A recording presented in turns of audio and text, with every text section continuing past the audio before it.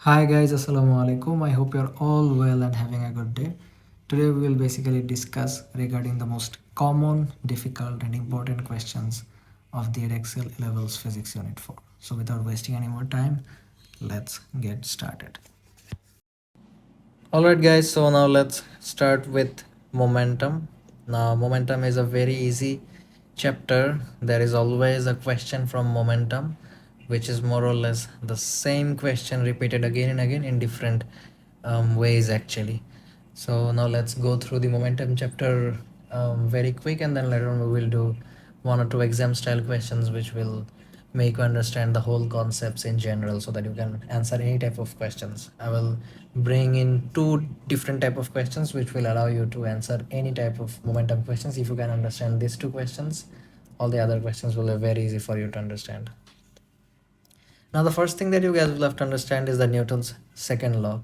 We know in Newton's second law states that the rate of change of linear momentum is proportional to the resultant force. Now this is what it says, that resultant force is equals to the rate of change of momentum. And as it says, whenever you will see something with rate, that means it is linked with time. And it has also said change of momentum. So change of momentum means final momentum minus initial momentum, and the rate means it will be divided by time, or it is linked with time. So we know resultant force is equals to rate of change of momentum. This is the change of momentum, and here it is the time. So resultant force is equals to rate of change of momentum, which can be written as F is equals to mv minus mu divided by time taken. Now here there is a very important thing, that is this small mv minus mu, or this change of momentum, this part as a whole can be said impulse.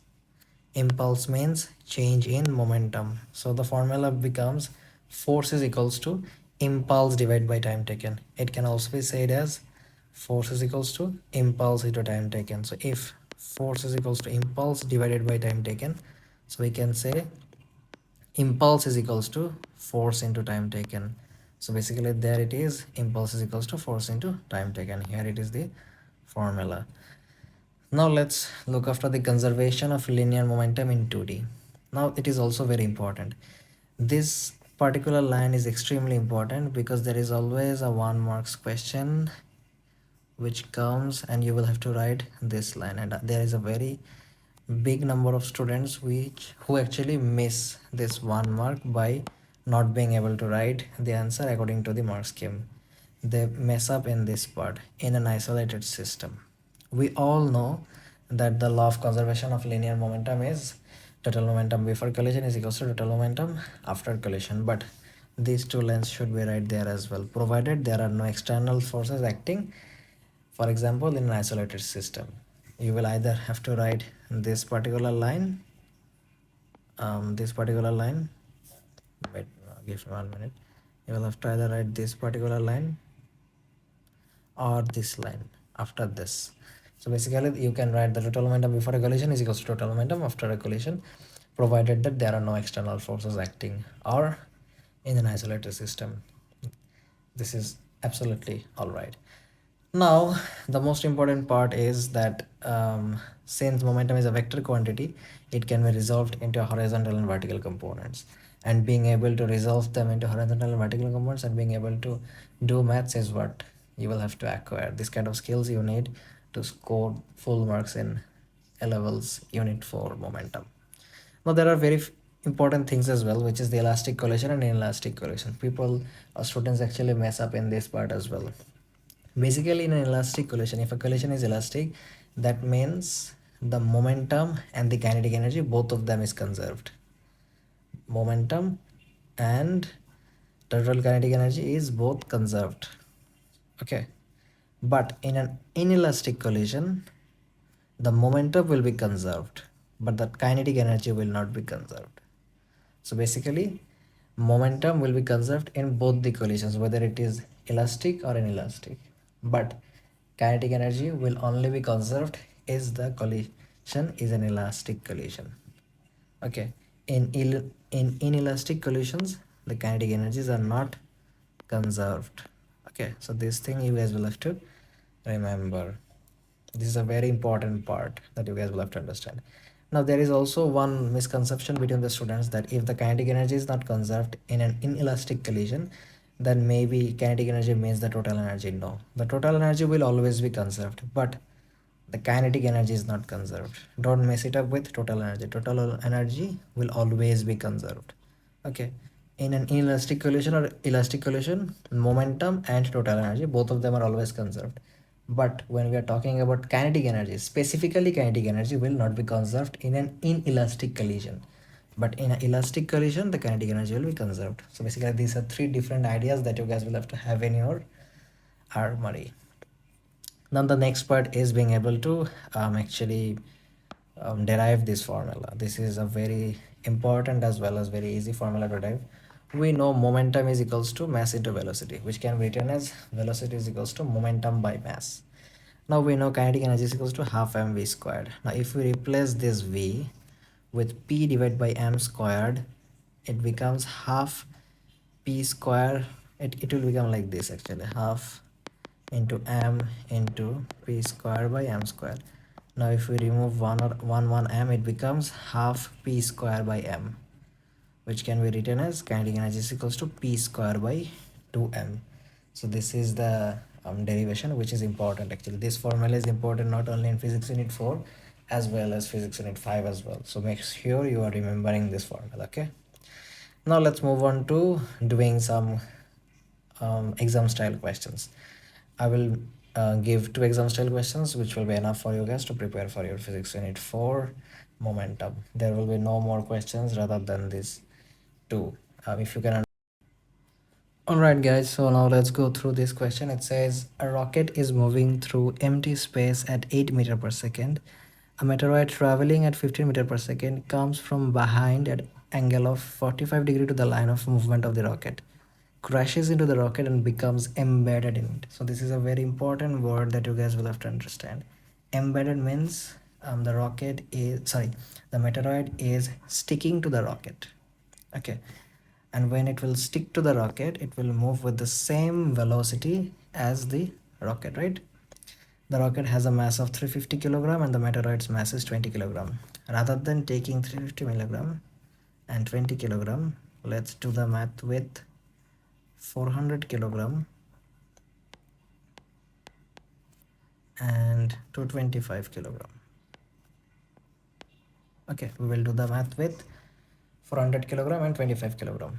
Now the question says calculate the velocity of the rocket and embedded meteoroid after the collision.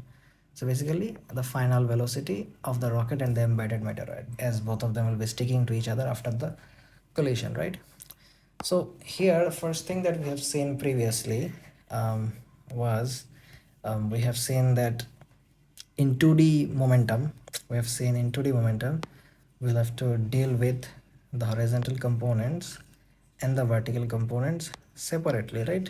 We know the sum of horizontal component and the sum vertical components will be equal before and after a collision. Previously in AS momentum, we have known that total momentum before collision is equal to total momentum after collision. But here in A2 momentum, we understand that the total momentum before the collision and after the collision will be equal in horizontal component as well as in vertical components separately. Basically, it means the sum of horizontal components will be equal before and after the collision. So before the collision, the horizontal momentum will be equal to the horizontal momentum after a collision. The, the total vertical momentum before the collision will be equal to total vertical momentum after the collision. So we'll have to take vertical components as well as horizontal components into consideration separately. So let's take horizontal component first. So we'll first figure out the horizontal momentum. Okay, we'll first figure out the horizontal momentum. So the horizontal momentum we will take before collision first.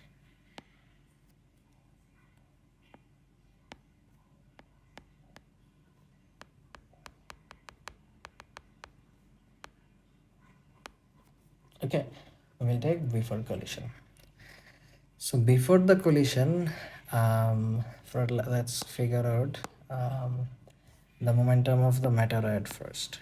So the momentum of the meteoroid before the collision in the horizontal direction. We know the meteoroid was moving at an angle, so it will have a horizontal component as well as a vertical component, right?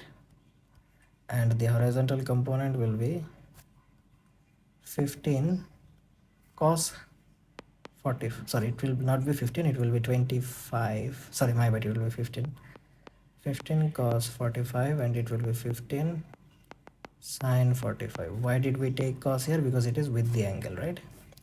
So we know momentum is equals to mass into velocity, so the mass will be 25 for the meteoroid multiplied by 15 cos 45, right, which will give us a value of 265 kilogram meter per second. And we will not take into horizontal component only into account, we will also have to take the vertical component into account as well, because the sum of total momentum the sum of total horizontal momentum is equals to the sum of total, but sum of the sum of total horizontal momentum before collision is equals to the sum of total horizontal momentum after collision, right? So we'll have to also take vertical momentum into consideration as well. Both of them are important. I mean, the sum of total vertical momentum before collision is equals to the sum of total vertical momentum after the collision, right? So we'll have to take both of them into consideration. Now we have got the momentum of the meteoroid before the collision. Now the momentum of the rocket before the collision was it was having a velocity of 8 meters per second, and the mass was 400. So we can multiply 8 into 400, which will give us a value of 3200 kilogram meter per second, right? So we'll have to calculate the total momentum, the total horizontal momentum before the collision, which was 3465 kilogram meter per second. Now we know the horizontal momentum before collision will be equal to the horizontal momentum after collision. So now let's calculate the after collision part. Okay, let's calculate the after collision part. So to calculate the after collision part, we know after the collision, both the rocket and the meteoroid will be embedded. I mean, they will be sticking to each other. So we will write this down: sticking to each other. Okay, this is a very important note to remember. And when something sticks to each other, we know the momentum is equals to the momentum will be together, right? Because both of them will have the same momentum, and their masses will be added, the mass of the meteoroid plus the mass of the rocket multiplied with the velocity. Now here comes a very important part. The important part is, before the collision the rocket was moving completely horizontally, right? But as the meteoroid has hit the rocket, now it will not move completely horizontally, it will be moving at an angle after the collision, right? It will moving at an angle after the collision. And now as it is moving at an angle, we can say it will be having a horizontal component as well as a vertical component after the collision. But before the collision it only was moving horizontally. Before the collision it was only moving horizontally, but after the collision now it is moving at an angle, so it will have horizontal component as well as a vertical component, and it will be moving from this angle. So we can say it to be v cos theta and the vertical component to be v sin theta. Before it was moving horizontal, that's why we have taken the angle with the horizontal. Okay, so it will be v cos theta, right? And we know we will have to add the both the masses, so the masses will be 400 plus 25 cos theta, which will be 425 cos theta, right? Now let's take the vertical momentum into consideration. We will have to take the vertical momentum into consideration. Okay, we will have to take the vertical momentum into consideration. Now for the vertical momentum, we know one thing, that is, before the collision the rocket was completely moving horizontally. As it was moving completely horizontally, it doesn't have any vertical velocity, and if someone doesn't have any vertical velocity, we can say its vertical momentum will be zero as well, because we know momentum is equals to mass into velocity, and if you multiply anything with zero, the answer is zero, right? So now we take before collision first.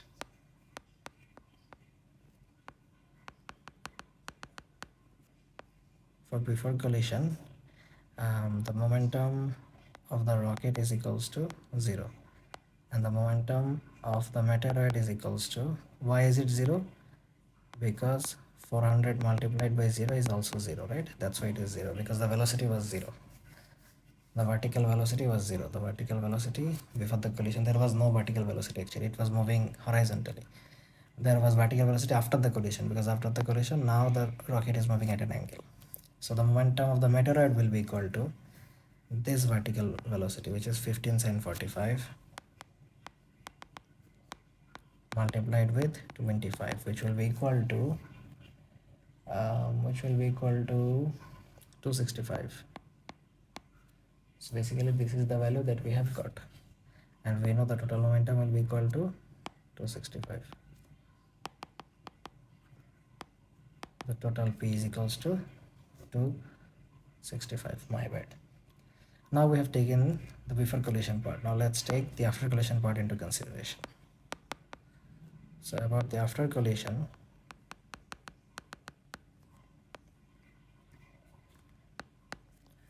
for the after collision we know they will stick to each other, right? They will be sticking to each other. So we'll add that part right here.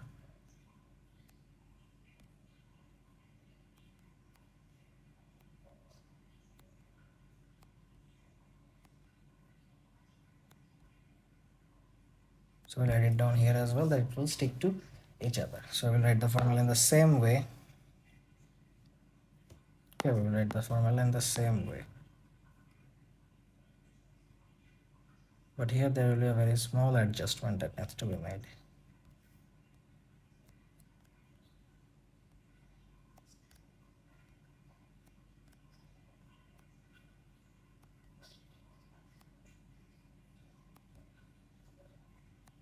The adjustment is, this is going to be V sin theta. Why this is going to be V sin theta? Because after the collision we are taking the vertical momentum now, and vertical momentum, for vertical momentum after the collision it is V sin theta, right? It is V sin theta, so that's why we have taken V sin theta. So it will be 425 V sin theta if we add both the masses right here. So basically we have got all of these values, and we know the sum of horizontal components will be equal before and after, and vertical component will be before and after equal, right? Both of them will be equal. So now the first thing that we will be doing is, we can write that in the horizontal momentum before collision will be equal to the horizontal momentum after collision, right? So we can write them down like this, that 425 cos theta is equals to 3465 kilogram meter per second, as well as this is going to be my equation number 1, and my second equation will be 425 V sin theta is equals to 265. This is going to be my equation number 2. I've got my both the equations. Now our main goal was to figure out the velocity of the rocket and the embedded meteoroid after the collision. So to figure out the velocities, first of all we can actually divide both of them. So we can say 425 sin theta is equal to 265 divided by 425 cos theta is equals to 3465.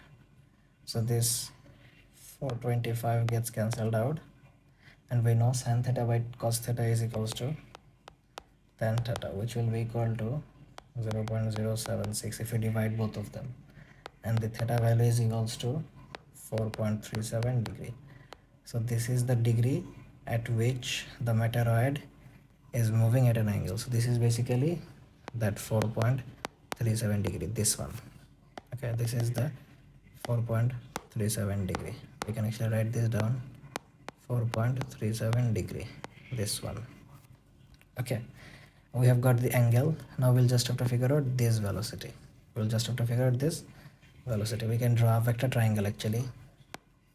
This is the velocity, this is the horizontal component, this is the vertical component actually, and this is the horizontal component. We know this angle as 4.37, okay, and we know this angle. So to figure out this value, the velocity value, we know this one, right? We know this horizontal component to be we know that this horizontal component, so we can take this vertical component as well. We know this vertical component is v sine theta, right? This is v sine theta. So if this theta is 4.37, we can easily figure out the v, right? If v sine theta is equals to, we know that where is the v sine theta actually? Yeah, it was here. It was 425 v sine theta is equals to 265, right? Here the 425 v sine theta is equals to 265. So if 425 v sine theta is equals to 265, and we know this theta value is 4.37, 425 v sine 4.37 is equals to 265. We can make v the subject. If we make v the subject, we will get the v as 8.18 meter per second. So that's how we have figured out our value of velocity as well as our angle. So both of them will be very important for the answer. We have got both of them, the angle as well as the velocity. So please take both of them into consideration.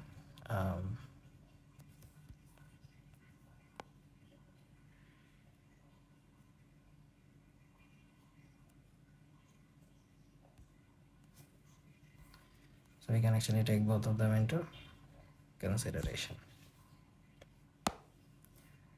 And this math along with the next math that I will be showing will be enough for you guys to understand each and everything about momentum for A2 physics momentum.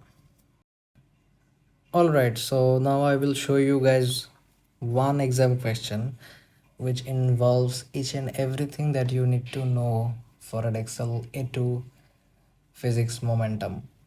It includes most of the things. Now let's start solving this question. It says cloud chambers are used to observe the paths of particles. The photograph shows a pair of tracks made by alpha particles emitted when an atom of radon decays in a cloud chamber. Now the later part it says radon decays by emitting an alpha particle. So basically radon will emit an alpha particle producing a polonium nucleus. So basically radon is decaying an alpha particle as well as a polonium nucleus. Okay. So basically after the decay of radon, an alpha particle as well as a production of polonium nucleus is done. The polonium then decays almost immediately by emitting another alpha particle. So do you guys are understanding that radon has decayed and it has produced one alpha particle as well as a polonium nucleus. Now the polonium nucleus that has been produced after the decay of radon now has also decayed and then gave birth to another alpha particle. So what are the things that is remaining? The radon has decayed as well as the polonium nucleus has decayed. Now only this alpha particle and this second alpha particle is what is remaining, right? These two alpha particles are remaining. And there is also another thing that you guys will have to understand. The polonium then decays almost immediately by emitting another alpha particle producing a lead nucleus. So basically after the reaction, both the polonium nucleus as well as the radon is gone because both of them has decayed. The first alpha particle produced after the decay of radon is still there as well as the second alpha particle which was produced after the decay of polonium nucleus is also there because they both of them didn't decay. Both of them actually didn't decay as well as the lead nucleus is still there because the lead nucleus also didn't decay. So these are the things that you will have to understand. So now they have given complete the nuclear equation for this sequence of decays. Now being able to complete these nuclear equations is very important. And in order to able to complete them, you guys will have to understand, memorize the configuration of alpha particle as well as the beta particle, the helium, the hydrogens, this kind of things. We know alpha particle has the configuration same as helium, so we can write it down as 4 2. Now if this 2 is 4 2, then we know this 82 plus this is going to be the same as radon. Now you guys can go and check the last page of your physics unit 4 paper, where basically the whole periodic table is given. From there you guys will get that the proton number of radon is 86. So as the proton number of radon is 86, we can say that this 82 plus this 2 is going to be 84. So we need another 2, so we'll put it 2 right here. So when this 2 into 2 multiplied, it becomes 4 plus 82 becomes 86, right? And if this is 220 and this is 8, then this is going to be 212, because this 212 is going to multiply with this 8 to become equal to this 220, right? This is how we are going to complete this type of nuclear equations. But this is not what I was looking forward to. The main important part is still left. Now we will go through the vector diagrams, how to sketch a vector diagrams. This is very easy thing which we have learned in our AS physics as well, but I have seen a lot of students still being not able to draw a vector diagram accurately, and which will be assessed in your exam. So make sure you are understanding this part. The question says the radon atom was stationary before the first alpha emission. All right. The angle between the two alpha tracks is 60 degree. The angle between the two alpha tracks is 60 degrees. Sketch a vector diagram to show the momentum of the two alpha particles in the lead ion. So basically, the two tracks right here, this is one track and this is another track. The question specifically said a pair of tracks made by alpha particles. So these two tracks are of the alpha particles, and they have said the angle between the two alpha particles is 60 degree. So we can say this angle is basically the 60 degree. But after the reaction, the radon and the polonium nucleus decayed, but both the alpha particle as well as this near lead nucleus was still present. So we will have to take that lead nucleus into consideration. We'll have to take that lead nucleus into consideration. So now the radon atom was stationary before the first alpha emission. The angle between the two alpha particle track is 60 degree. Sketch a vector diagram to show the momentum of the two alpha particles in the lead ion. So here they have asked us to show the vector diagram of the two lead ion as well as this lead ions. Now the thing that you guys will have to understand is that the total momentum before the collision should be equal to the total momentum after the collision, right? The total momentum before collision should be equal to the total momentum after the collision. Now the total momentum also needs to be equal in the horizontal component as well as the vertical components. Now one thing that you guys can see is the alpha particle right here, the track, let's say this is alpha 1, is acting downward, and this alpha 2 is also acting downward. Now as these two the momentum of both of them are acting downward, as the track is acting downward, there should be a track acting upward as well.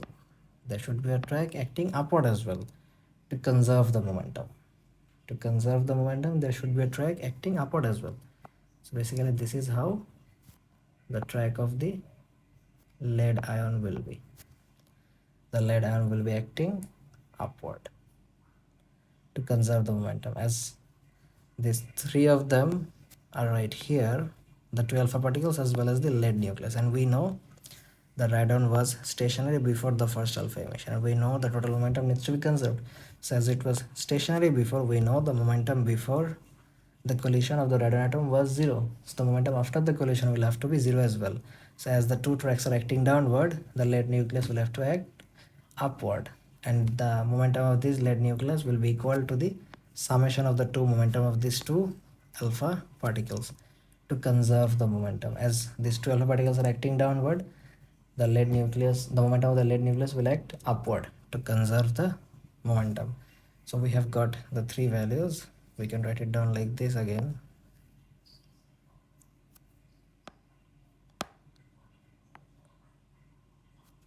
So this is basically how it will look like.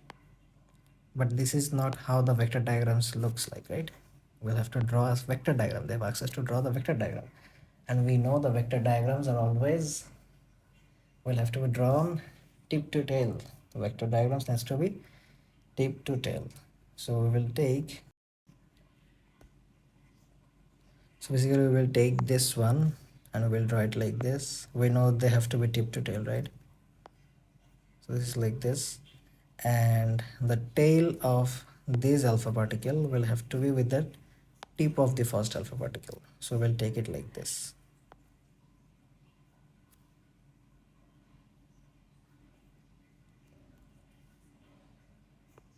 Now they are in tip to tail method, right? Now they are like tip to tail, and then we will draw the resultant uh, momentum of the lead nucleus like this. Sorry, my bad. So this is basically the resultant of the, sorry, it will be in the opposite direction.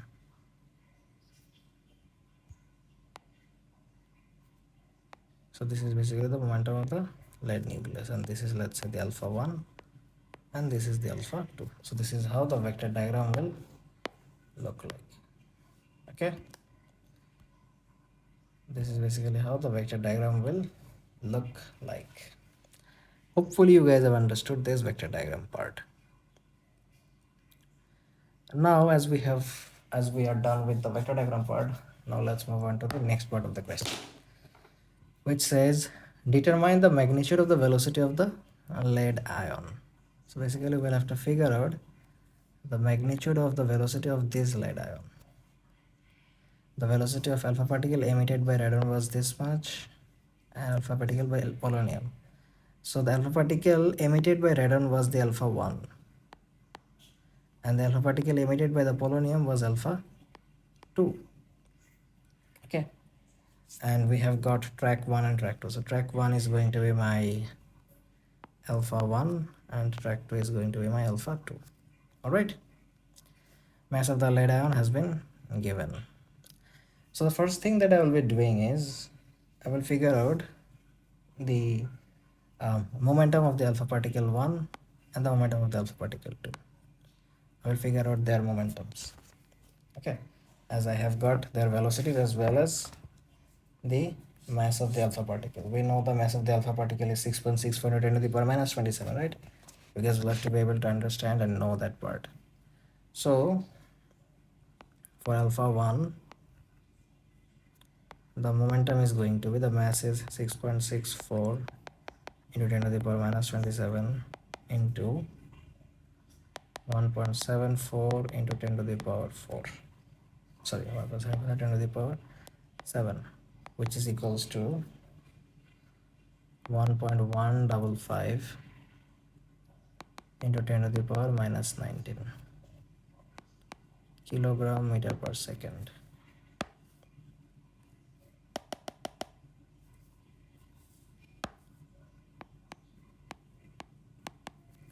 Now the next part will be to figure out the momentum of the second alpha particle. So the momentum will be 6.64 into 10 to the power minus 27 into 1.81 into 10 to the power 7, which will give us a value of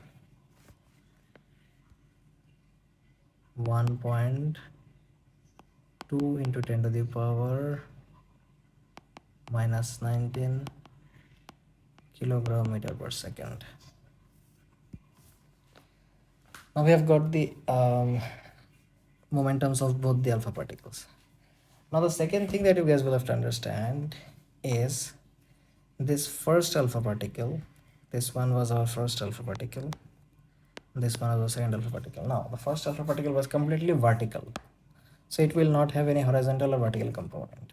But the second alpha particle is at an angle, so it will have its own horizontal component as well as a vertical component.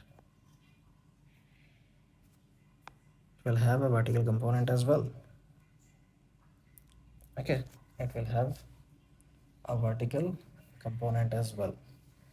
And the another thing is this lead nucleus is also at an angle, so it will also definitely have a vertical component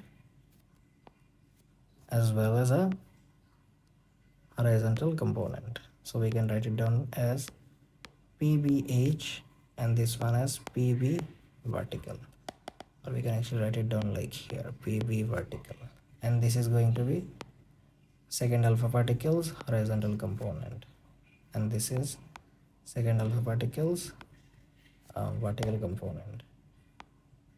All right, so this is how you will have to specify them. That's why I said if you can understand this question, it won't be a difficult task to solve any um, momentum question. Now here what I can see is this vertical component of the lead is acting upward, and the vertical component of the second alpha particle as well as the total momentum of the first alpha particle is acting downward. So we know total momentum in the upward direction is equals to the total momentum in the downward direction, right? Both of them will be equal. Both of them will be equal. And the horizontal particle, the horizontal momentum of the second alpha particle is acting to the right, and the vertical component, sorry, and the horizontal component of the lead is acting to the left. So we can say both of them are equal as well, right? We can say both of them are equal as they're acting in different directions.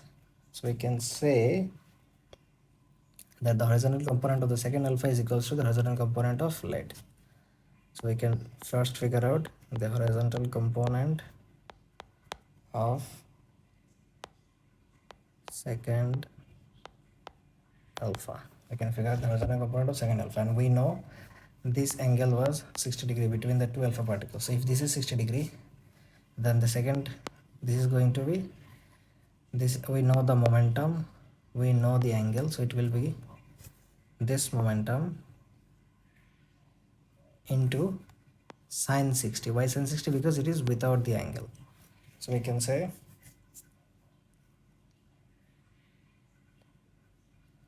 1.2 into 10 to the power minus 19 sine 60, okay, which will give us a value of 1.04 into 10 to the power minus 19 kilogram meter per second, and this value is also equal to the horizontal component of the lead particle, sorry, is also equal to this value, right? The horizontal component of the lead particle. Now let's figure out the vertical component of the second alpha first. Okay, let's figure out the vertical component of second alpha, which will be this one, which will be actually we know the second alpha's momentum, and we know this is with the angle, this is with the angle. As this is with the angle, we can say it will be 1.2 into 10 to the power minus 19 cos 60, right? So 1.2 into 10 to the power minus 19 cos 60, which will be equal to 6.01 into 10 to the power minus 20 kilogram meter per second. And we know the vertical component of second alpha,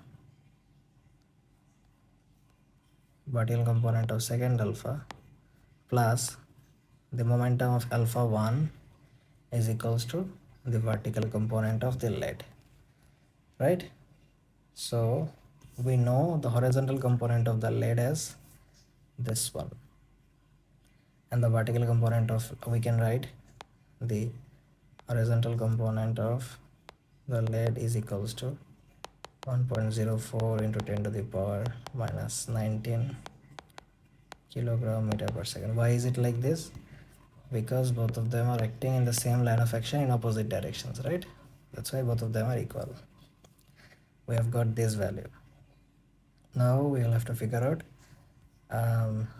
the vertical component of the lead. So basically for lead, the vertical component is going to be equal to the momentum of alpha particle 1 plus the vertical component of second alpha, right? The vertical component of second alpha. So we have got this one and this one as well. So we'll add both of them.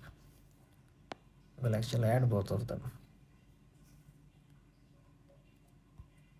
Here you can see the vertical component of lead is equals to the vertical component of second alpha, my bad, plus the alpha 1, right?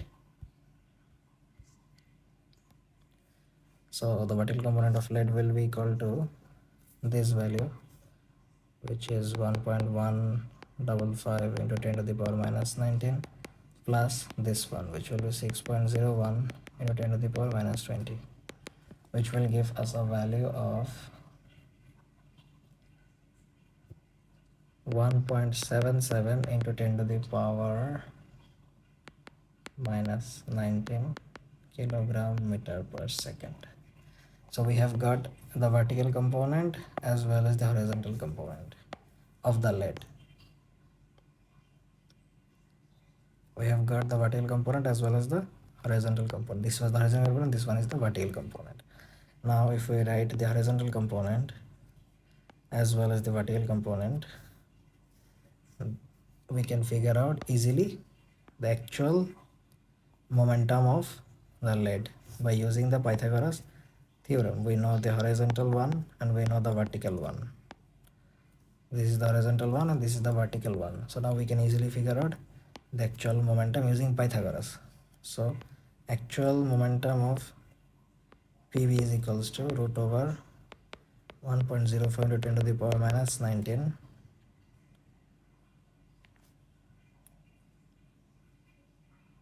plus this value, which is 1.77 into 10 to the power minus 19, which will give us a value of 2.04 into 10 to the power minus 19. So this is basically the actual value of the momentum of lead. This is the momentum of lead. Now we have got the momentum of lead, but the question asked to determine the magnitude of the velocity of the lead ion, and they have also given us the mass of the lead ion, and we know momentum is equals to mass into velocity. So if momentum is equals to mass into velocity, we have got the momentum, we have got the mass. To calculate the velocity, we will just divide momentum by mass, which is this one, 2.04 into 10 to the power minus 19 divided by the mass, which one was this one, 3.52 into 10 to the power minus 25. This will give us the value of velocity as 5.80 into 10 to the power 5 ms minus 1. So this is basically the final velocity that they have asked us to figure out, and we had to go through a lot of different ways to figure out this answer. And this was one of the most difficult momentum question that has come in the last 5 years. If you can understand this question accurately, if you can figure out the horizontal and the vertical components, it won't be an issue for you guys to answer any momentum questions. Okay, so please go through it again. If you didn't understand any part, you can comment, and then please go through this question solving again, which will help you to understand the actual 2D momentum that is important for your syllabus. Now this is a very common circular motion question that is more or less present in every exam session, and that might be present in your exam session as well. Here they ask us to derive the expression, which is acceleration is equals to v square by r. So before deriving this equation, I just want to show you guys one thing, that is basically these velocities are our actually tangential velocity, right? These are the tangential velocity, this one as well. So let's write this one as VB and this one as VA. Okay, let's write both of them as VA and VB. Now what we will do is we can construct a vector diagram actually. We can construct a vector diagram. So the VA is pointing towards the right. Now I will draw it like this. I will point it towards the left. I will point it towards the left. And we know to construct a vector diagram, we have to construct them tip to tail. So VB will be like this. And it will be like this. Okay. So this is going to be my VB and this is going to be my VA. This is actually going to be minus VA. Why minus VA? Because the actual VA was pointing towards the right, and the VA that I have written is pointing towards the left. That's why it is minus VA. As well as it is a vector quantity, I have changed the direction. That's why. Now we will actually draw the resultant velocity, which is going to be my del V. Now here, when you are moving in a circular motion, your speed or the magnitude of velocity is gonna be constant. Your magnitude of velocity is gonna be constant, but still you will be accelerating. Why will be accelerating? Because you are constantly changing direction. Because acceleration is equals to v divided by time taken, and velocity doesn't only depend upon its magnitude. It is a vector quantity, so it also depends upon the directions. As when you are moving in a circular motion, your velocity is constantly changing. Why your velocity is constantly changing? Because your direction is constantly changing. So here, when you are moving in a circle, despite your magnitude of velocity being constant, let's say you are moving throughout this circle with a velocity of 5 meter per second, still will be accelerating. We know acceleration is equals to change in velocity, right?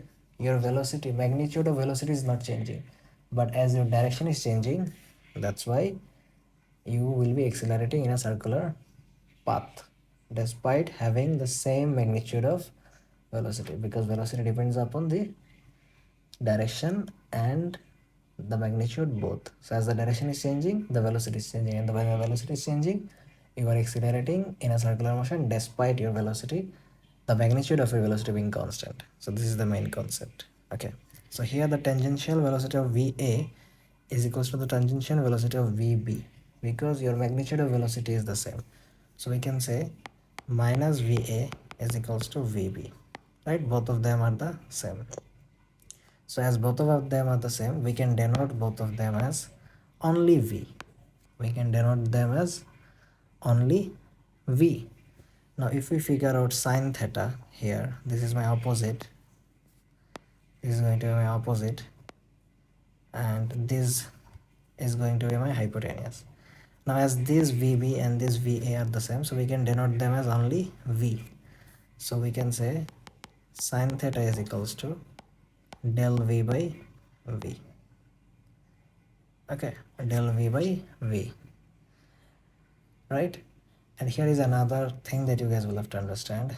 The thing is, let's think it of like this right here.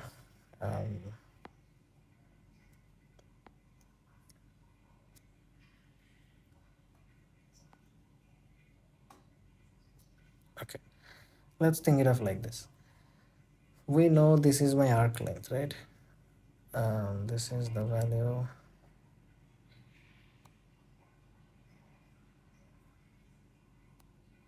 Alright, so basically here, this is my radius, this is as well the radius, and this is my arc length. This is my arc length.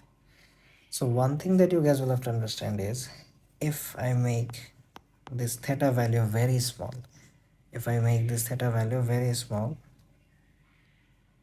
if I make this theta value very small, what it will become is,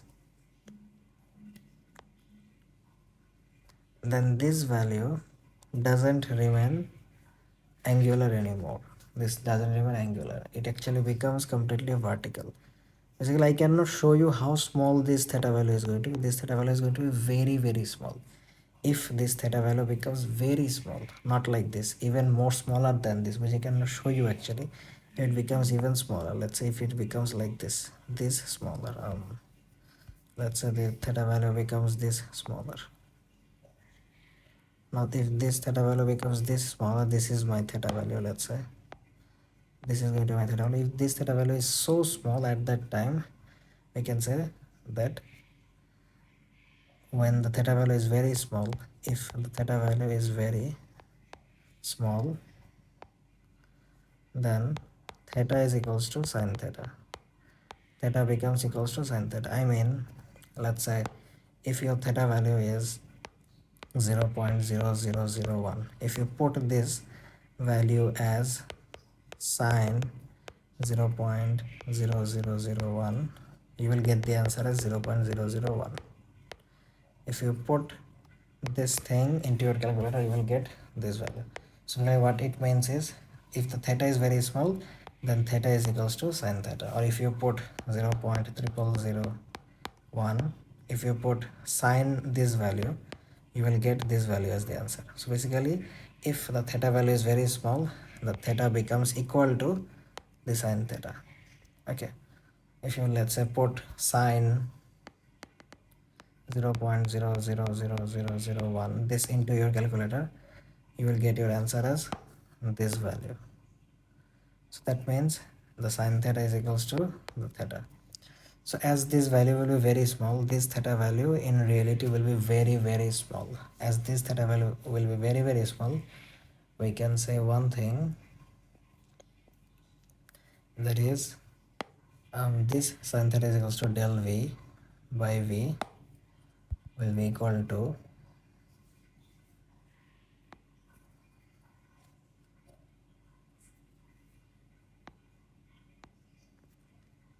theta.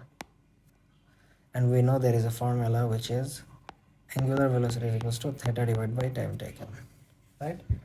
And we know theta is equals to angular velocity into time taken. And we also know v is equals to radius into angular velocity. I mean the linear velocity is equals to radius into angular velocity. And angular velocity is equals to linear velocity divided by radius, right? We know all of these formulas. So we can actually derive one formula. The formula will be, we know this del v by v is equals to theta. Rather than writing sine theta, we know sine theta and theta is equal. So we can write del v by v is equals to theta. And rather than writing theta, we can write angular velocity into time. So we can write del v by v is equals to wt, right? And we know that w can be replaced as v by r. So we can write del v by v is equals to v by r into t. And we can write del v by t. We will bring this t right here. And we will take this v right there. So it will become v square by r. We have also taken this v right here. So it becomes del v by t is equals to v square by r. And we know change in velocity divided by time taken means acceleration. And we know acceleration is equals to v square by r. So basically we have derived this formula completely, which they have asked us, that acceleration is equals to v square by r.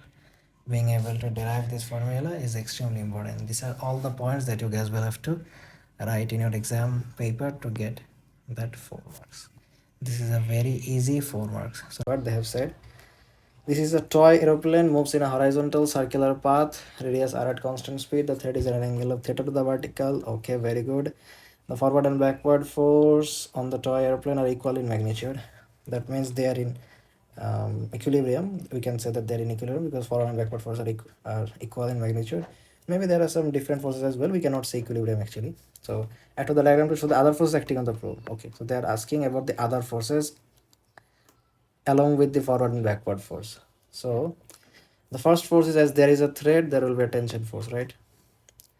there will be a tension force, and definitely there will be a weight acting for the aeroplane. So we can say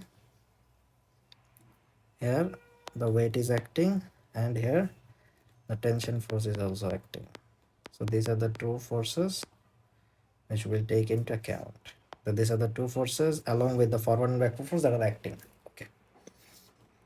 Now let's move on to the next question. What they have said is, show that the angle theta to the thread to the vertical can be given by this. Okay.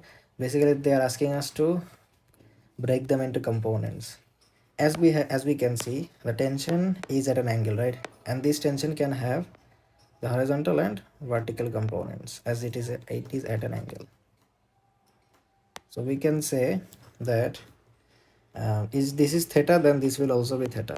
If this is theta, then this will be also be theta. So this is our t cos theta, and this is our t sin theta.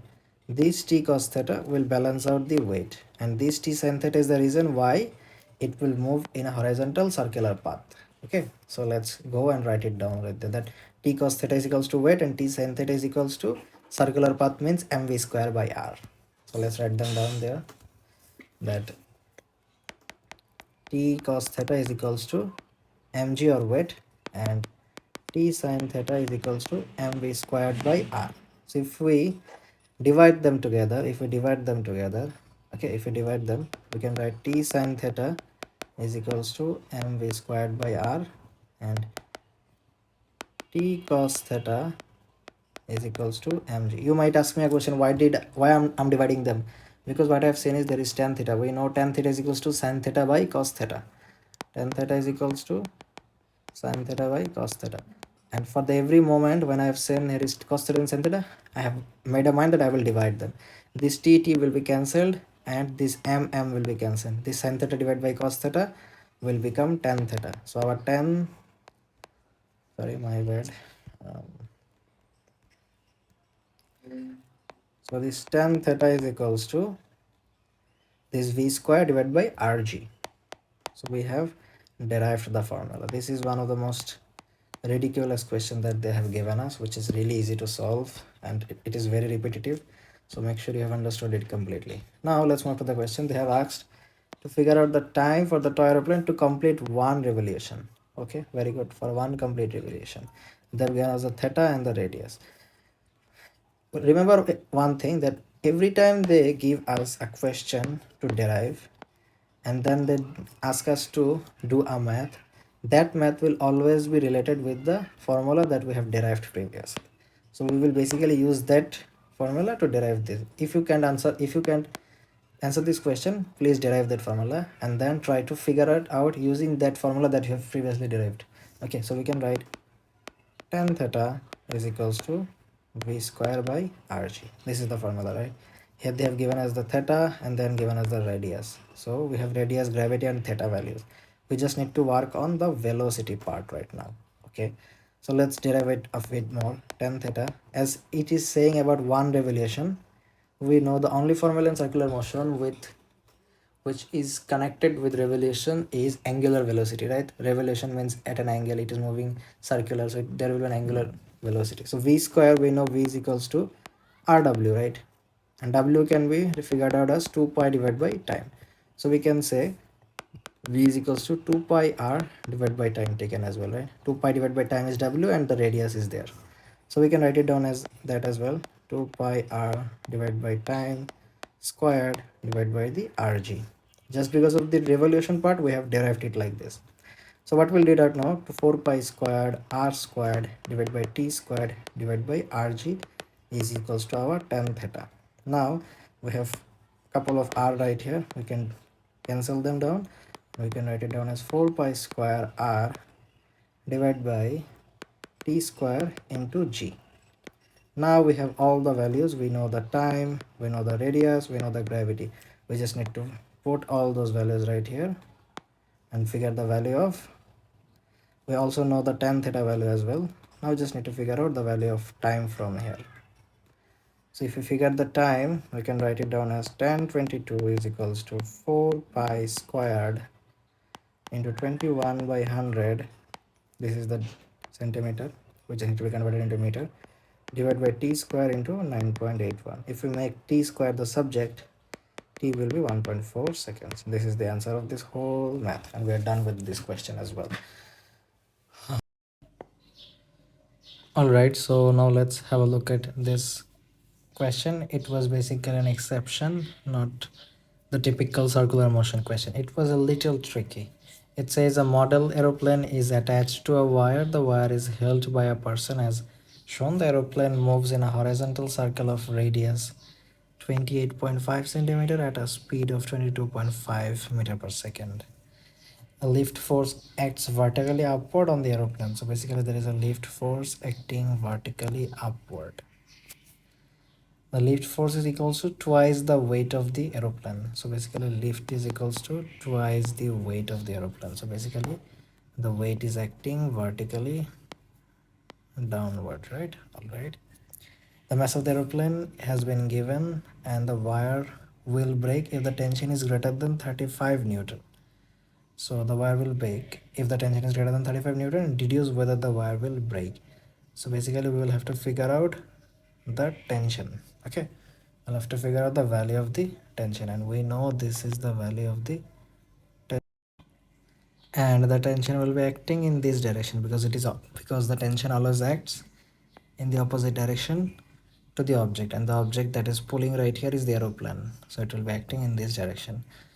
So we know as the tension is at an angle, we will have to break this tension into two components. One will be the horizontal component and the other one will be the vertical component. So basically this is going to be my TH and this is going to be my TV. Now in all the scenarios, we are always given these theta values, or basically a theta right here, right? But in this question they didn't give us the theta value. So this is why the main question arises. As there is no theta values, it becomes difficult to figure out the T. So what we will do is, we know this TV and the weight is acting downward and the lift is acting upward. So we can write TV plus the weight is equals to the lift, and we know TV is equals to lift minus weight. So our TV is equals to 2W minus W. So tension, vertical tension will be equal to only weight. So we can say TV is equals to mass into gravity, which is 1.55 into 9.81, which will give us a value of 15.2 Newton, right? And we know that the aeroplane is moving. They have said the aeroplane moves in a horizontal circle. So as it moves in a horizontal circle, that means let's say this is the horizontal circle. Let's write like this. If this is a horizontal circle, then the radius has been given and the speed, the horizontal speed is also given.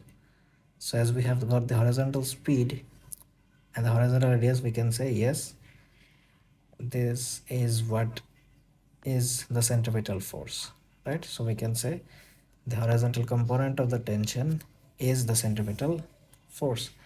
So we can say TH is equals to mv square by r. They have said horizontal, that's why we are taking the horizontal component of the tension as the centripetal force, because there is a radius and the horizontal speed as well, and this all has been generated by the horizontal component of tension. So mv square by r means 1.55 into v square means 22.5 square divided by radius, which is 28.5, which will give us a value of 27.5 Newton.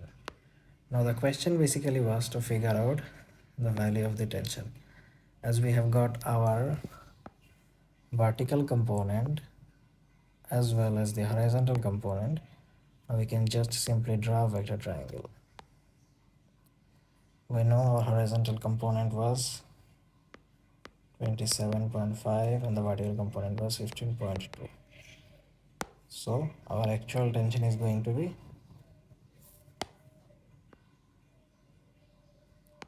this one, which can be figured out using Pythagoras theorem.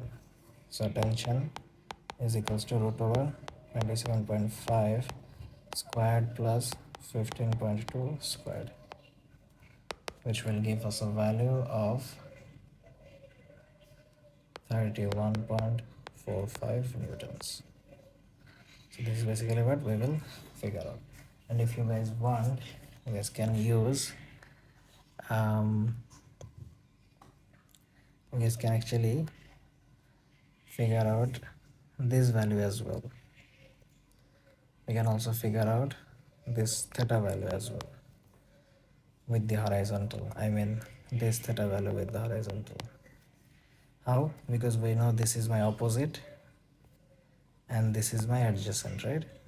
So I can write tan theta is equals to 15.2 divided by 27.5. So theta is equals to 28.9 degrees.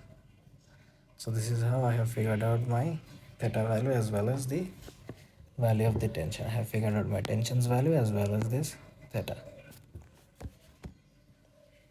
So this was a little tricky where the theta wasn't given, and there is also a math where the theta will be given that I have discussed, right? So I have ticked all the boxes. All right, so now let's go through this question. It says 18th century clocks sometimes used a conical pendulum to measure regular periods of time. A conical pendulum consists of a bob of mass m fixed to the end of a wire of length l as shown. The bob is set to follow a circular path in the horizontal plane. The wire makes an angle theta to the vertical. Add to the diagram the two forces that acting on the bob. Actually, I have drawn them before that. The first force that is acting on the bob is the weight, and the another force is the tension. And here the tension is also acting away from the object or away from the bob. The tension always acts in the opposite direction to the object. The next part says derive the following equation for the angular velocity of the bob. So it actually asks us about to derive the formula into this. Okay. We know if we draw it like this, basically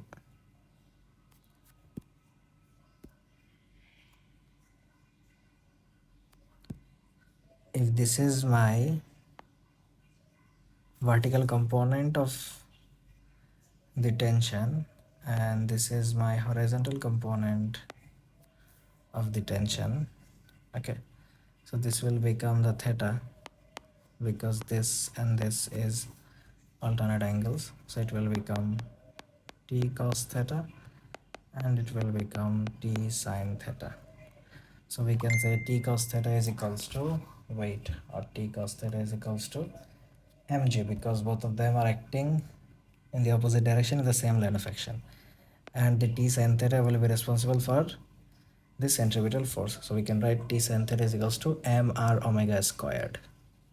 Okay, now we have written that part right here, that t sin theta is equals to mr omega squared. Here there is a thing that you guys will have to take into account, this radius. So they didn't give us the radius, so let's think about this radius. This radius is going to be extended till this, right? This is how much the radius will be actually. So if this is the radius, if we extend this line as well, and if we write them right here, okay, like this, if we write them like here, this is the angle, this is the radius, and this is the lift, sorry, this is the tension that will be acting like this. So this was my tension, this was my theta, and this was my radius. Okay, this was my radius. Now what I can do is I can write it down as L actually, because they have denoted with L. So I can write L, this is radius and this is theta. Now if we write, let's say sine, so this is my opposite and this is my hypotenuse. So we can write sine theta is equals to, opposite means R, and this becomes L, right? R divided by L. Now if we make R the subject, so R becomes L sine theta. We have actually extended this radius and then drawn it this triangle. Okay, we have drawn this triangle, nothing else. So R is equals to L sine theta. Now we will put this L sine theta right here and it will become ML sine theta omega squared. Okay, so T sine theta is is equals to, if these two sin theta gets cancelled out, it becomes t is equals to ml omega squared, and we know that t cos theta is equals to weight. T cos theta is going to balance out the weight, so we can write t cos theta is equals to weight, and we know this tension is going to be ml omega squared, so we have written ml omega squared cos theta is equals to mg, where we have removed both the m's, so it remains w is equals to root over g divided by l cos theta. So we are able to show the derivation that they have asked us to do right here. Okay, we are actually done with this question. It was quite tricky. Alright guys, so now let's solve this question. It says the photograph shows a toy with small aeroplanes suspended from a canopy by wires. As the platform rotates, the aeroplane rises and follows a circular path. At a particular speed, the aeroplane follows a circular path of diameter 10.8, and the wire makes an angle 90 degree to the vertical. So basically their aeroplane follows a circular path of diameter 0.8, and the wire makes an angle of 19 degree to the vertical. So let's draw the vertical line right here. So this is the wire, 19 degree to the vertical. So this is how it is acting, right? So we can draw the resultant right here, not the resultant actually, the forces that is acting on the canopy, we can say. There will be a result front upward, and there will also be a force in this direction, right? The horizontal force and the vertical force, and this will be 19 degree as well. This is how it is. So now the question says student A suggests that if the radius of the canopy was increased, so basically if you increase the radius and rotated at the same angular velocity as before, the wire supporting the aeroplane could be vertical. So the wire can become vertical. This is what he is suggesting. Student B suggests that the wire could be at an angle greater than 90 degree to the vertical. Okay, so its angle will increase. Explain whether either of the student is correct. So basically the first student is wrong. Why? He said rotated. It would become vertical. So we know if something becomes vertical, it will not be rotated anymore. If this canopy, if this one completely becomes vertical, then it won't be rotated anymore. If it becomes vertical, then it won't be rotated anymore, because let's say if it becomes like this, then there will be no horizontal component. As it is like this right now, as it is like this right now, this is my t sine theta, right? The horizontal component, and this is t cos 19, and this is t cos t sine 19. So basically this t 19 is the centripetal force. This horizontal component of the tension is providing the centripetal force. So if it becomes completely vertical, then there will be no t sine theta. So if there is no t sine theta, there will be no centripetal force, and there will be no rotation. So it cannot become completely vertical. This is what we will write. It must have horizontal component for circular motion. So the student is incorrect. Okay, so the student is incorrect. Now we have explained that. Now let's talk about the student B's suggestion. They have said the wire would be at an angle of greater than 90 degree to the vertical if the radius of the canopy was increased. We know the centripetal force here will be Fc is equals to mr omega squared. Now as the mass is constant and the angular velocity is also constant, if you increase the radius, the centripetal force increases, and we know centripetal force is equals to t sine theta, right? On the horizontal component is t sine theta. So as the centripetal force increases, if the centripetal force increases, then this theta value will increase. So the value of this theta will also increase. Okay, so this is basically the thing. If then the force is greater than before, I mean the centripetal force, since W is the same and R increased according to m omega square increases because the force increases. Okay, and since centripetal force is equals to T sine angle, that means actually T sine theta. You guys will have to write T sine theta, and T is the same, the tension is going to be the same, the tension is not going to change. The T sine theta must be greater, so a greater angle is required. So the second student is correct. So basically this will mean actually T sine theta must be greater. So a greater angle is required. That means a greater theta is required. So that this was a very important and tricky circular motion question. One of the most difficult one in the recent years. A 6-volt battery is connected across two parallel metal plates. Which of the following shows the electric field lines and equipotentials in the region between the plates? So basically, before solving this question, we will have to understand some things. These are very important concepts that you guys will have to remember between the potentials, and I usually see that most of the students don't understand them. The first point is potential is maximum at the positive plate. The potentials are always maximum at the positive plate. And the second point is the potential gradually drops to zero at the negative plate. So basically, if the maximum potential will be at the positive plate, and it will decrease till coming to the negative plate, and it will decrease to zero at the negative plate. And the field lines always flow from the positive to the negative plates.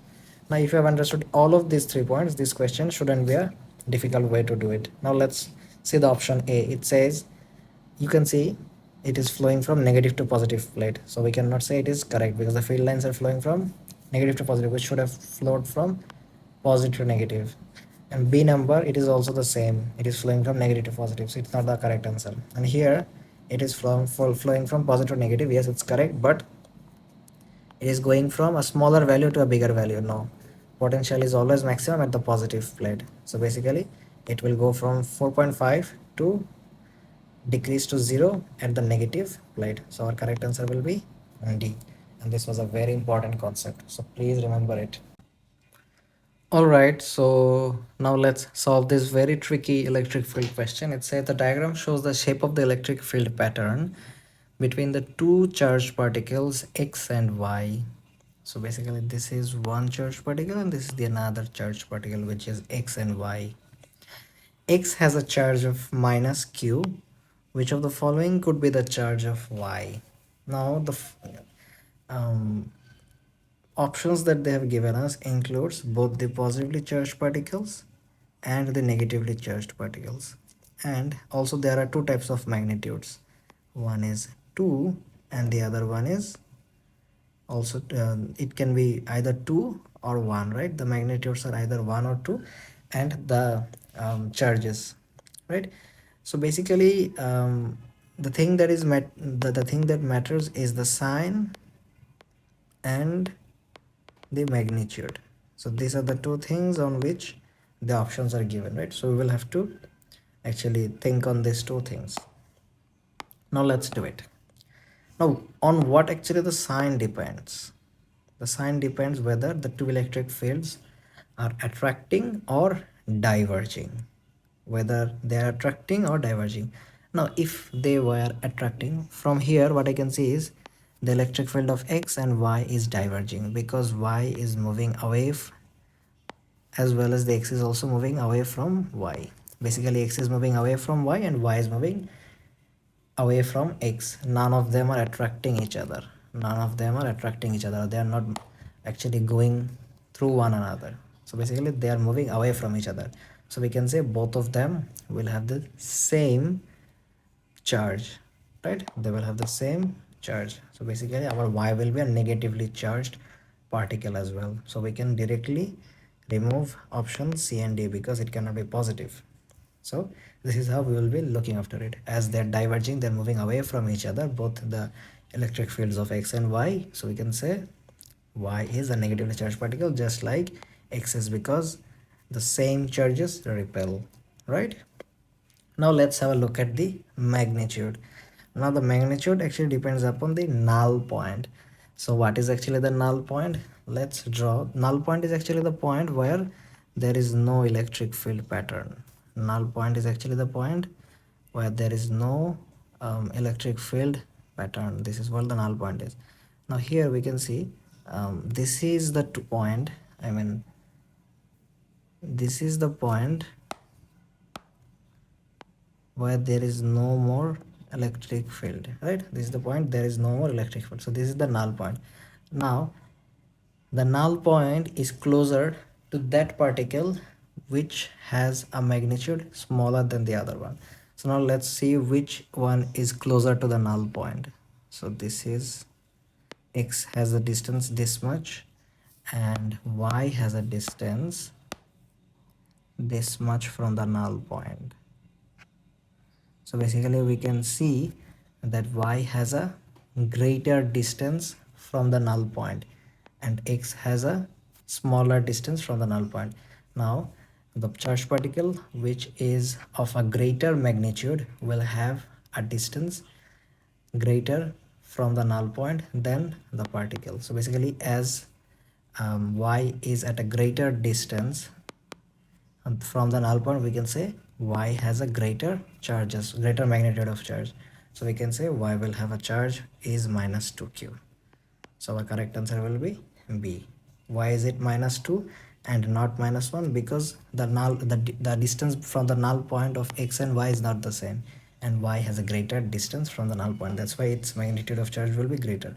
So the only option that remains is minus 2. That's why we have given it as minus 2q.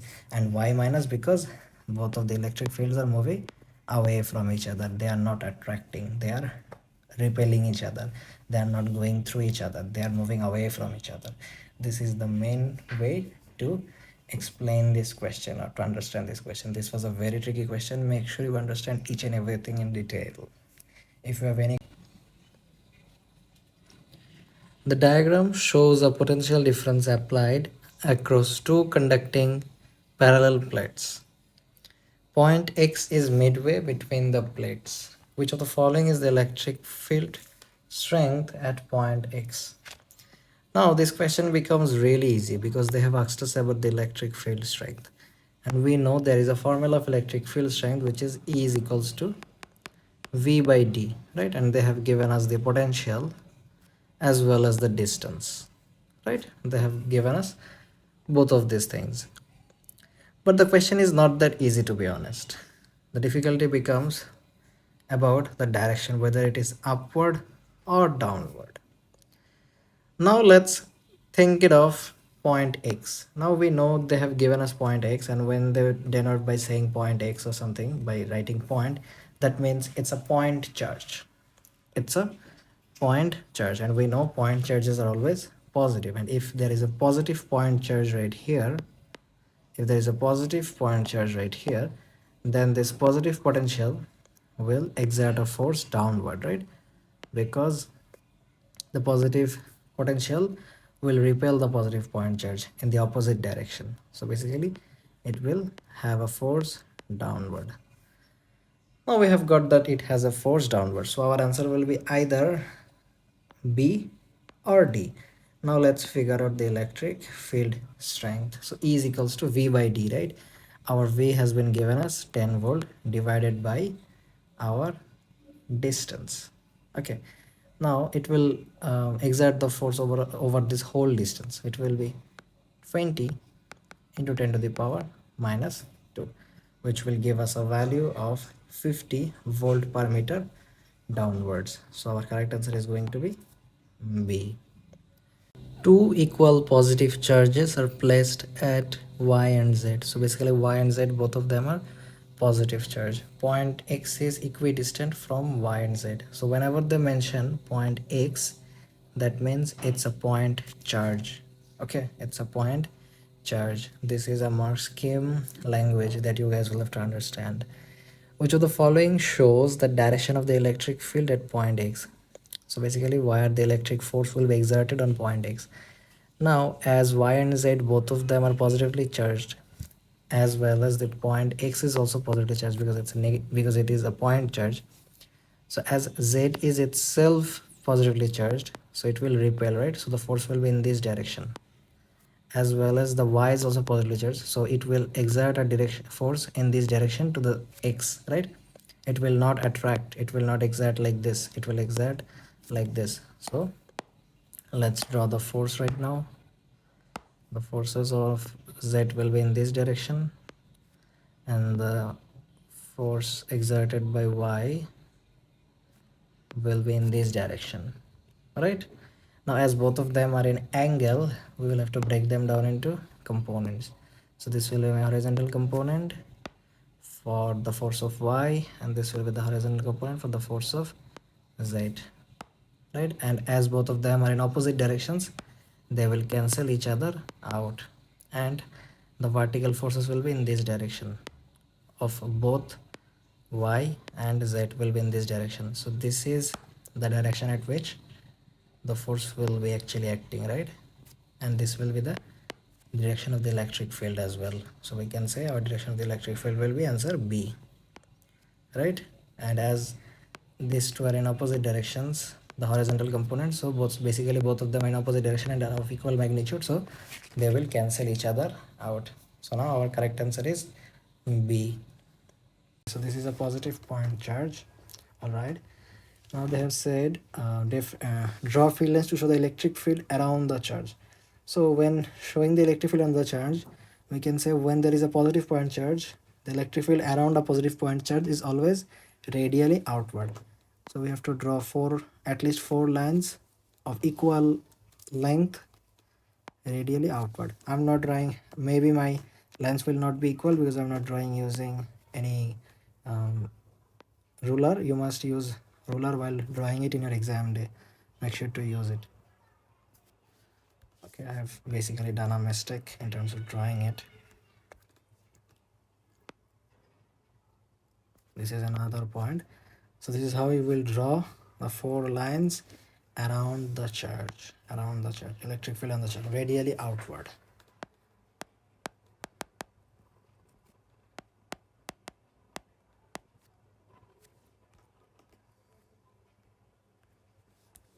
You don't need to write radially outward, but I have still written it in order for your convenience, so that at least you guys can know what you have written.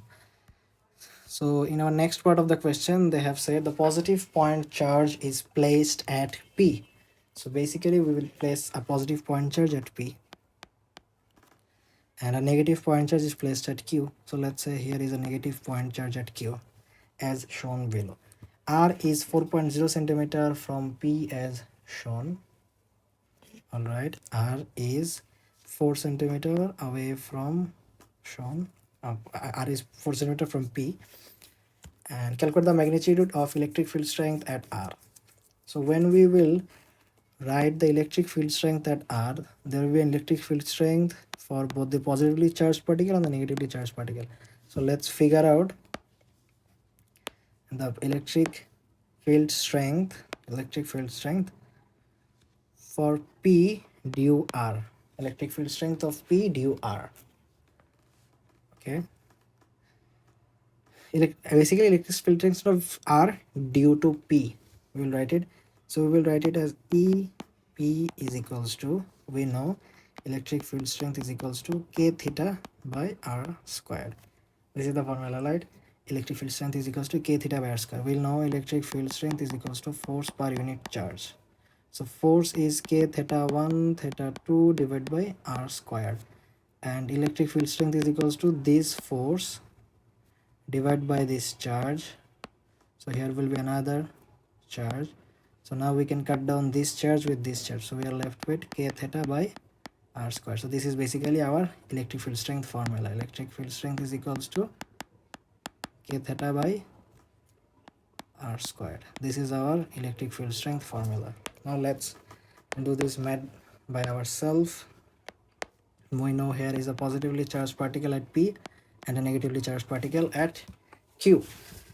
We have a positively charged particle at P and a negatively charged particle at Q. So let's figure out electric field strength due to P at R. So we'll write EP is equals to K is 8.9 99 into 10 to the power 9. Make sure to memorize it, though it will be written in your answer book, in your question paper booklet, but you cannot scroll every time when you can't find it. It's better to memorize it. Into the charge will be this. They have given it in nanocoulomb, so 14 into 10 to the power minus 9. You also need to memorize how to convert nanocoulomb into coulomb. This is our coulomb, divided by r squared. This is our 4 centimeter, which needs to be converted into meter. 4 into 10 to the power minus 2 square. So basically EP will come as 7.9 into 10 to the power 4 nanocoulomb minus 1. And now we will find EQ due to R. So our EQ will be same 8.99 into 10 to the power 9 into this minus 14 nanocoulomb, minus 14 into 10 to the power minus 9 coulomb divided by the r squared. If this is 4, then this will definitely be 8 centimeter. So 8 into 10 to the power minus 2 squared. So our value will be minus 2 into 10 to the power 4 nanocoulomb minus 1. So now we have figured out the electric field strength due to P and due to Q on R. So now these are the two forces that are been exerting. These are the two electric field strength acting on R due to P and Q. Due to P and Q, these are the forces that is acting on R. So we have to add these two forces. We have to add these two forces to figure out the resultant magnitude of electric field strength acting on R. So let's add them down. So we can write down E is equals to, or magnitude of E is equals to, we can also write magnitude of E means electric field strength is equals to this value 7.9 into 10 to the power 4 plus minus 2, sorry, my bad, it will not be added, it will be subtracted, because both of them are acting in different directions.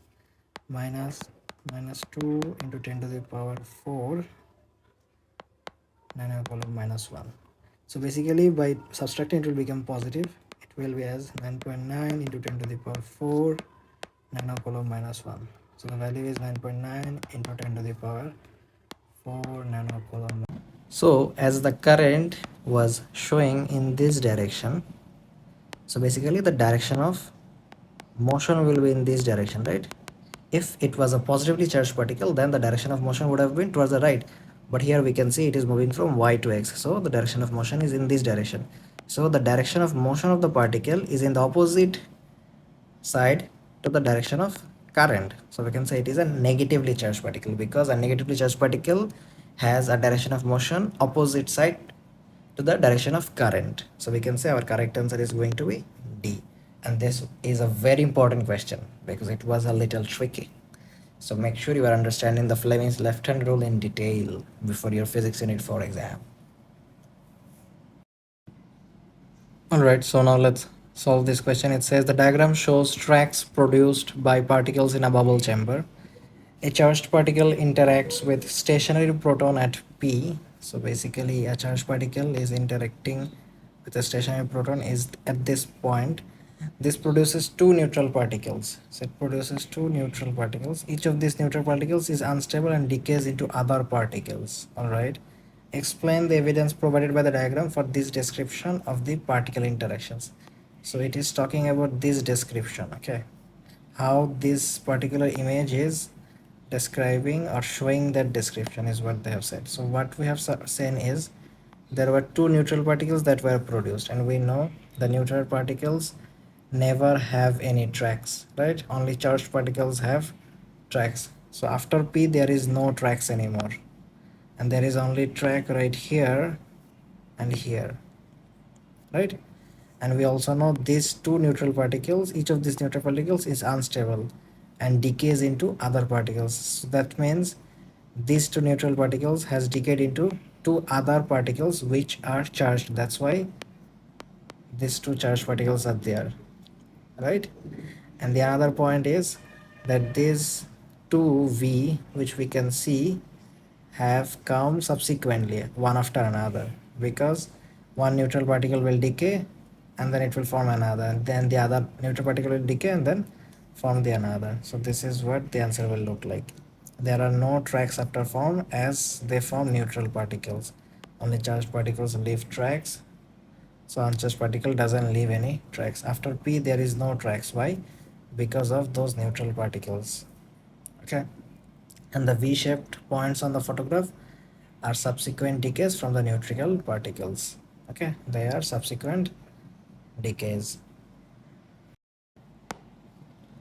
All right, so now let's understand this very tricky question. It says the electronic mouse strap works by applying a large potential difference across two metal plates. The diagram shows part of the circuit for the electronic mouse strap. Alright, so this is basically a transformer question. The transformer T consists of two coils wound around a single iron core. An alternating potential difference is applied to the input coil and the output coil is connected through a diode to a capacitor.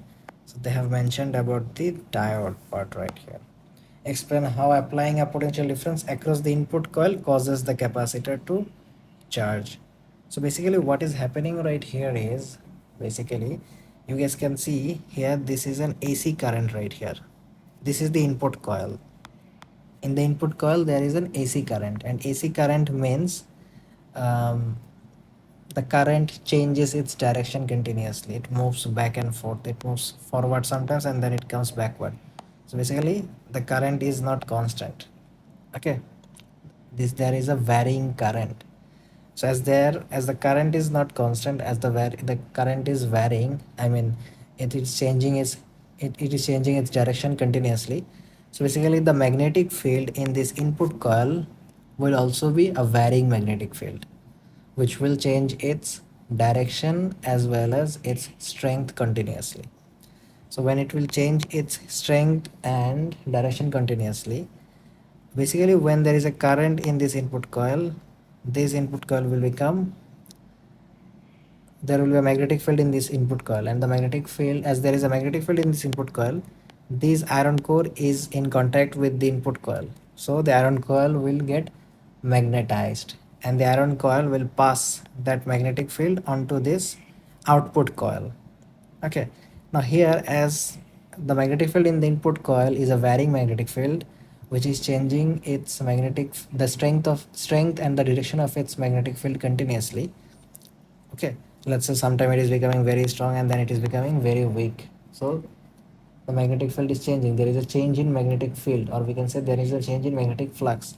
And as the it passes, as the iron core passes that magnetic field into the output coil, so there is a change in magnetic flux in the output coil as well. Sometimes the magnetic field is becoming stronger, sometimes the magnetic field is becoming weaker. So the magnetic field is not constant. There is a change in magnetic flux, and when there is a change in magnetic flux linkage, we can say there is an EMF induced in the output coil. And when there is an EMF induced in the output coil, we can say there is a current in the output coil. And they have said about the diode, and a diode converts that alternating current to the DC current in the output coil. And as there is a DC current in the output coil, the capacitor charges. So I have written the explanation right here, which is a very easy explanation to understand. You guys can go through it, and there is the mark scheme point. So alternating PD produces alternating current in the input coil. Alternating current produces a varying magnetic field in the core, which means the input coil actually. There is a change in magnetic flux linkage with the second coil, and EMF is induced. Complete circuit, so current in capacitor circuit, diode produces the direct current. So these are all the 6 points that you guys will have to understand. So this is basically the same question that they have asked right here as well. They have said the switch is closed and the current in the primary coil increases to a maximum value. The switch is then opened and the current falls to zero almost immediately. The secondary coil produces a large PD, creating an electric field strong enough to spark across the gap. Explain how a PD is produced across the secondary coil. Here what you guys can see is it was maximum when it was closed, when the switch was closed. it is not an AC current. Okay, it is not an AC current. In the previous question, the question that we were seeing right here, it was an AC current. So the current was constantly changing on its own.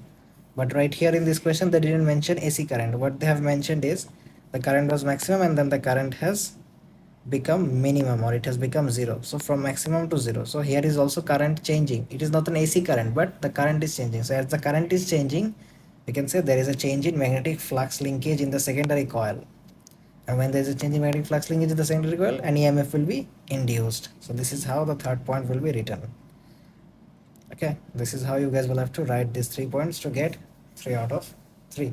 This is the same question that they have asked in another year, but you guys will have to understand the concept in order to be able to answer this type of questions. Are you guys still stuck in chapter 1 while the exams are racing closer? Are you guys still watching videos on YouTube but your marks are not increasing? It's not you actually, it's the method. Let's fix it. Welcome to Exam Essentials, where every second counts and every session hits. You have seen the paper solving videos, right? And you have watched the YouTube walkthroughs as well.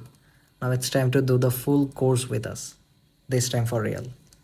So basically, we have launched our A-Levels High Impact Crash Course for the October 2025 and the Jan 2026 session for the subjects mentioned below, which are physics, chemistry, maths, biology, economics, business, information technology, and accounting.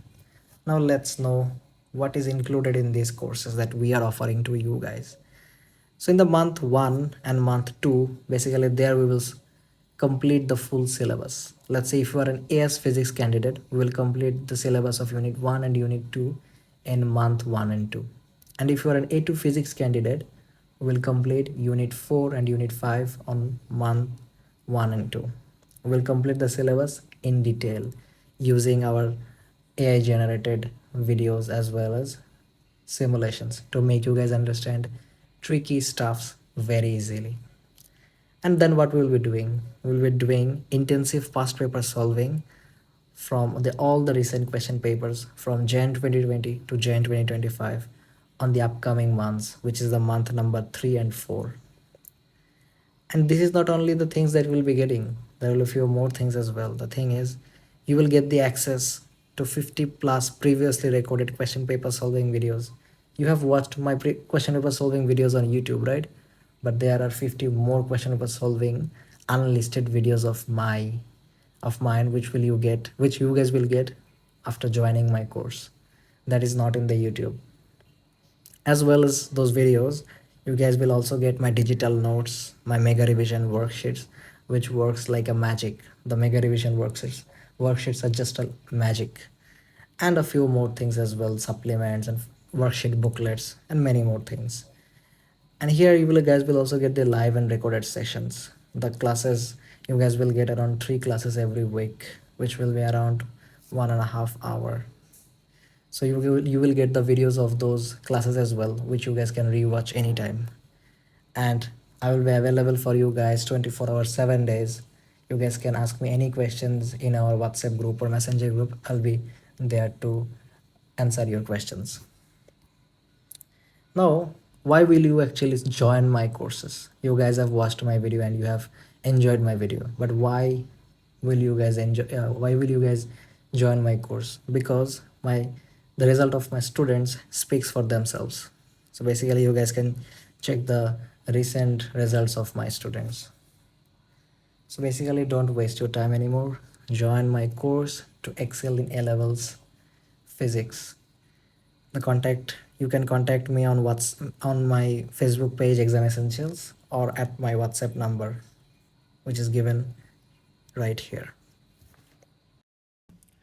Alright, so now let's have a look at this very tricky question. It says 2 coils are linked by an iron as shown. Coil A carries an alternating current. The graph shows the variation of I with time for 2 complete circles. Now, one thing in transformers that we have seen is as the current in the coil 1 changes, there is a change in magnetic flux linkage in the coil 2, right? So this current time graph represents the change in current in coil 1. So let's take it right here. When the current is maximum, at that time, if we draw a gradient right here, we can see that the rate of change of current here is 0. The rate of change of current here is 0 because the gradient is 0. The gradient of the current time graph will give us the rate of change of current, right? And when the rate of change of current is 0, at that time there is a zero magnetic flux linkage in the coil 2 because the change in magnetic flux linkage depends upon the rate of change of current. And when the current is maximum, at that time there is minimum change in magnetic flux linkage in the coil 2. But when the current is small, if we draw a tangent right now, when the current is low, if we draw a tangent right here, we can see it will be like this actually.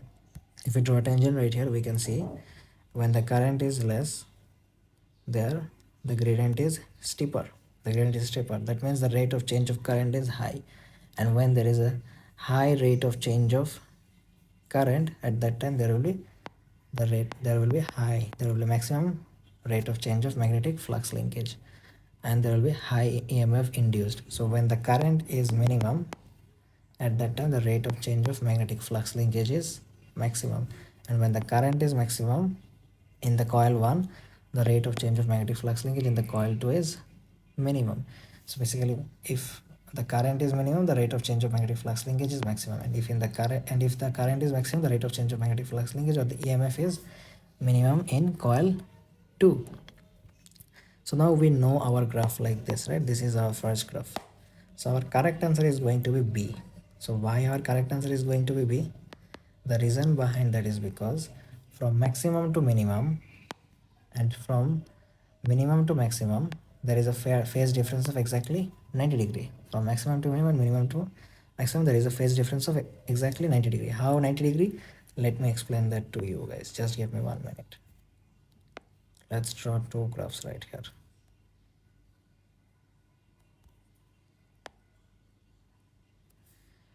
Now this was basically the graph that they have provided us with, right? So let's draw this one like this. This was the graph they have provided. Now our answer will be actually this graph. Why our answer will be this B? Because if we extend this graph like this, I mean this graph by extending like this, it becomes exactly like this one, right? So this particular part is that 90 degree. And we know from this minimum to this maximum, it is 90 degree, right?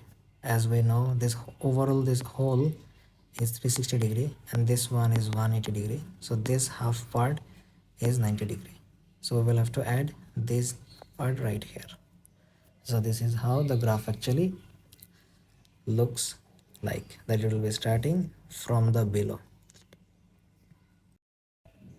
So basically when it is minimum, it is maximum. So when this graph is minimum, this graph is at maximum. When this graph is at maximum, this graph is minimum.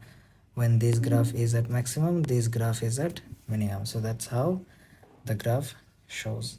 And the reason behind that 90 degree, I have said 90 degree, is because this part corresponds to 90 degree, or you can say this small part also corresponds to 90 degree. This is small parts.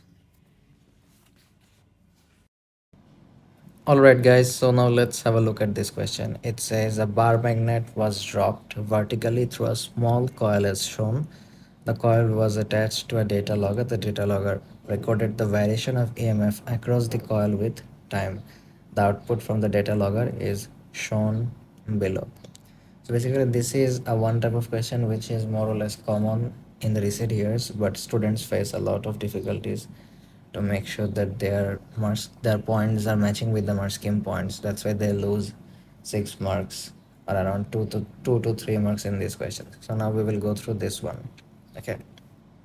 So here the first thing that we will be going through is when the magnet falls through the coil, the magnetic flux linkage through the coil changes, and we know when there is a change in magnetic flux linkage, an EMF is induced when the magnet is approaching. Okay, when the magnet is approaching, there is a change in magnetic flux linkage through the coil. That's why an EMF will be induced. As we know, the EMF is directly proportional to the rate of change of magnetic flux linkage. And um, when there is an when there is a rate of change of magnetic flux linkage, we know an EMF is induced. So there will be a positive EMF that will be induced, and in return to that, what the coil will do is the coil will exert a force upward to the upward to the magnet to stop its motion and to stop the EMF. Okay, so it will exert an upward force on the falling magnet, which will slightly slow it down. Okay, the coil will try to stop the motion of the magnet or oppose the changes that is occurred. I mean, the EMF is induced, right? The coil will want to stop that EMF to be induced, so that's why it will exert a force in the upward direction to um, make sure that there is no change in magnetic flux linkage, because when the bar magnet is coming down, there is a change in magnetic flux linkage, but the coil wants no change in magnetic flux linkage. That's why it exerts a force upward. Now the next part, but the magnet will still fall. When the magnet will be falling, the magnet will be falling, and at one point, this center of the magnet, I mean this center of the magnet will be with the center of the coil. When the center of the magnet and the center of the coil is, I mean, when both of them are aligned, at that time there is maximum magnetic flux. There is a magnetic flux linkage of maximum. Okay, but there is no change in magnetic flux linkage, and we know as it is not changing, the EMF will be 0 when the center of the magnet and the center of the coil is aligned together. Now the fifth point is, as the magnet exits the coil, when the magnet will be exiting at that time, the south pole will be exiting actually.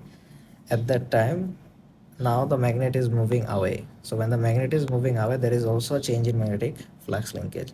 So the coil will again want to stop that change. So now it will attract the magnet so that the magnet doesn't leave, because when it is leaving, there is a change in magnetic flux linkage. So it will attract the magnet upward against opposing its motion. Now here comes the most important part. The important part is when the magnet is leaving here, when the magnet is leaving, the magnetic flux is decreasing, right? The magnetic field lines is decreasing. The magnetic field lines through the coil is decreasing, but that decrease is actually small. Okay, that decrease is small over distance. Let's say if you move 10 centimeter away from the coil, the magnetic flux only decreases by, let's say, 5. Okay, whereas while entering, if you entered 5 centimeter, the magnetic flux increased by, let's say, 5. So basically while leaving, the magnetic flux decreases slowly. The magnetic flux decreases slowly, but as it has moved into the air and it is in free fall, it has moved from here to here. Now it is accelerating a lot, right? It was accelerating from the first. Now its velocity is very high. So if someone's velocity is very high, we know velocity is equals to distance divided by time taken. If the velocity is very high, the time it takes for the coil to leave will be small. So as the time is small for the coil to leave the magnet, we can say, we know the formula, which is EMF is equals to dn phi by dt. So as the time is small, the rate of change of magnetic flux linkage will be very high when the magnet will be leaving. Remember one thing, the rate of change of magnetic flux linkage is high because the time is small as it was accelerating, and at the when it is leaving, at that time its velocity is very high, that's why. But I am talking about the change in magnetic flux over distance as well. The change in magnetic flux over distance while leaving is less. I mean, when it is moving 10 centimeter away from the coil, the magnetic flux only decreases by 5. But whereas it was when it was entering, when it entered, when it was entering 5 centimeter away from the coil, at that time the magnetic flux was 5. But here, while leaving 10 centimeter a greater distance, the magnetic flux only decreases by 5. So this is the main concept. Okay, so it says the flux decreases slowly over distance. So basically the flux decreases slowly over distance, but the magnet exits the coil more quickly due to acceleration. So the time interval is smaller. This makes the rate of change of flux linkage with time large, and hence the negative EMF is greater than in magnitude and lasts longer. And why we are saying negative EMF? We are saying negative EMF because here when it was entering, at that time the coil was repelling the bar magnet, right? So at that time we said the current was acting in one direction, but here when it is leaving, at that time it is attracting. So now the current has reversed its polarity, so the EMF has also reversed. So this is all the explanations that you guys need for this question. Now I'm gonna show you the mark scheme points to make you guys understand each and every point from the mark scheme, from the Edexcel's mark scheme. So it says there is a change in flux linkage with the coil. We know the greater the rate of change of flux linkage, the larger EMF. We know from the formula. After the south pole reaches the coil, the flux linkage starts to decrease. We know that when this center is with the center of the coil, the flux linkage decreases, right? The flux linkage decreases. We can say um, as the south pole of the magnet passes through the coil, the induced EMF is negative. Now when this south pole is passing through the magnet, that means when the magnet is leaving the coil, at that time the EMF is negative. Why it is negative? Because now the coil is attracting the magnet rather than repelling, whereas it was repelling right here, but here it is attracting. The downward speed of the magnet increases because it was accelerating, and we know here are some extra points that they have given us. I have said that when this center is aligning with the center, at that time the EMF is 0, right? They have said it here, EMF is 0 when midpoint of the magnets in coil. Midpoint of the magnet means the center of the magnet. Okay, and I have also said maximum negative value is greater than maximum positive value. The maximum negative value of the EMF is greater than the maximum positive value of the EMF. Why?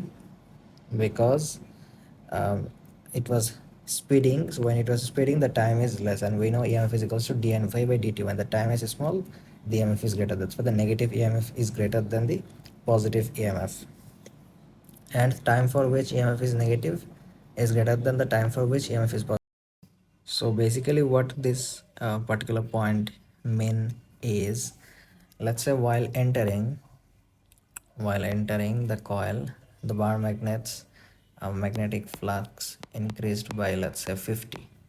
It increased by 50. So as it has increased by 50, let's say it covered a distance of 5 centimeter. Okay, it has covered, this distance was 5 centimeter. This particular distance was 5 centimeter, which the magnet has covered, and the magnetic flux increased by 50. But while leaving, the magnetic flux will decrease, right? While leaving, the magnetic flux will decrease. Now if it has moved 5 centimeter away from the coil, now its magnetic flux decreased by 25. So basically the increase in magnetic flux is greater in comparison to the distance it covered. But the distance it is moving away from the coil, if the same distance it is moving away from the coil, the magnetic flux decreases less. So that's why we can say the magnetic flux is decreasing, the magnetic flux is decreasing less over a very big distance. So that's why the time it takes for the negative EMF is greater than the time it takes for the positive EMF, because the change in magnetic flux is slow while leaving. That's why the negative EMF time is greater than the positive EMF time, because it takes more time for the magnetic flux to decrease in this part.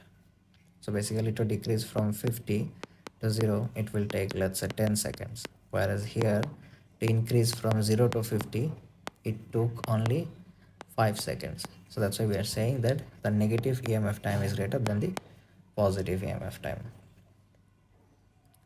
And the next point says EMF is 0 when the magnet totally leaves the coil. Yes, when the magnet is well away from the coil, there is no magnetic flux, so there will be no EMF as well. Now let's have a look at this magnetic flux linkage question. It says just before the carriage reaches the end of the ride, it is slowed by an electromagnetic brake. Powerful magnets are attached to the track. An aluminium fin is attached to the carriage. The fin moves through a narrow gap between the magnets. Explain why the fin will leave the gap with a much slower speed than it has entered the gap, which a much slower speed. This is the main point to understand. The first thing is, this is a magnet, right? And when the fin is entering the magnet, there will be a change in magnetic flux.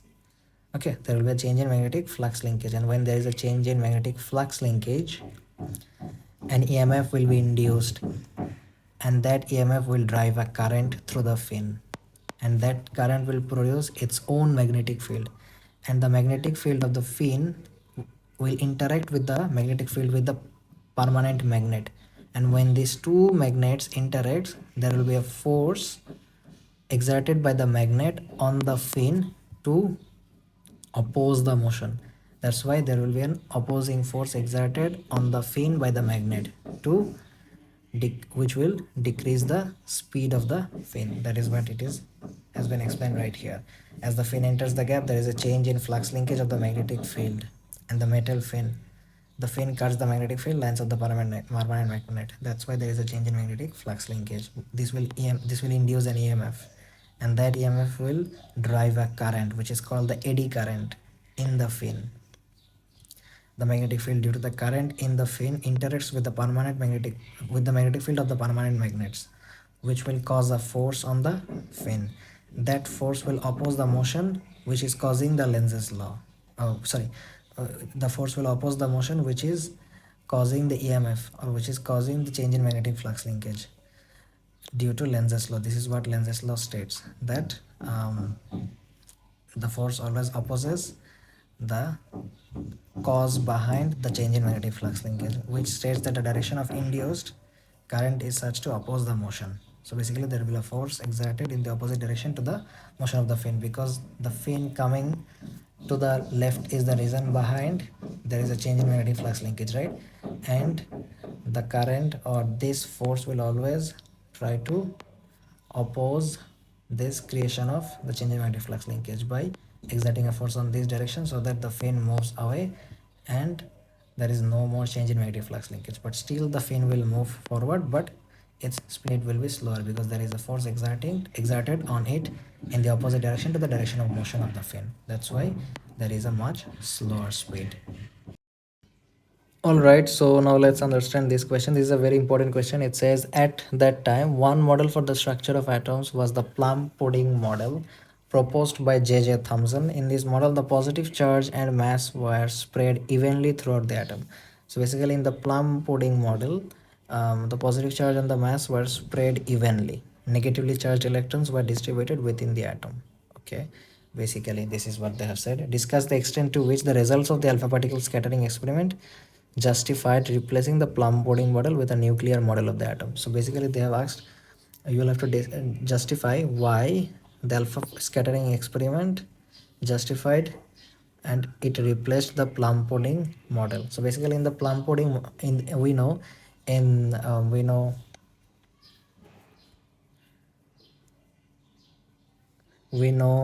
in the alpha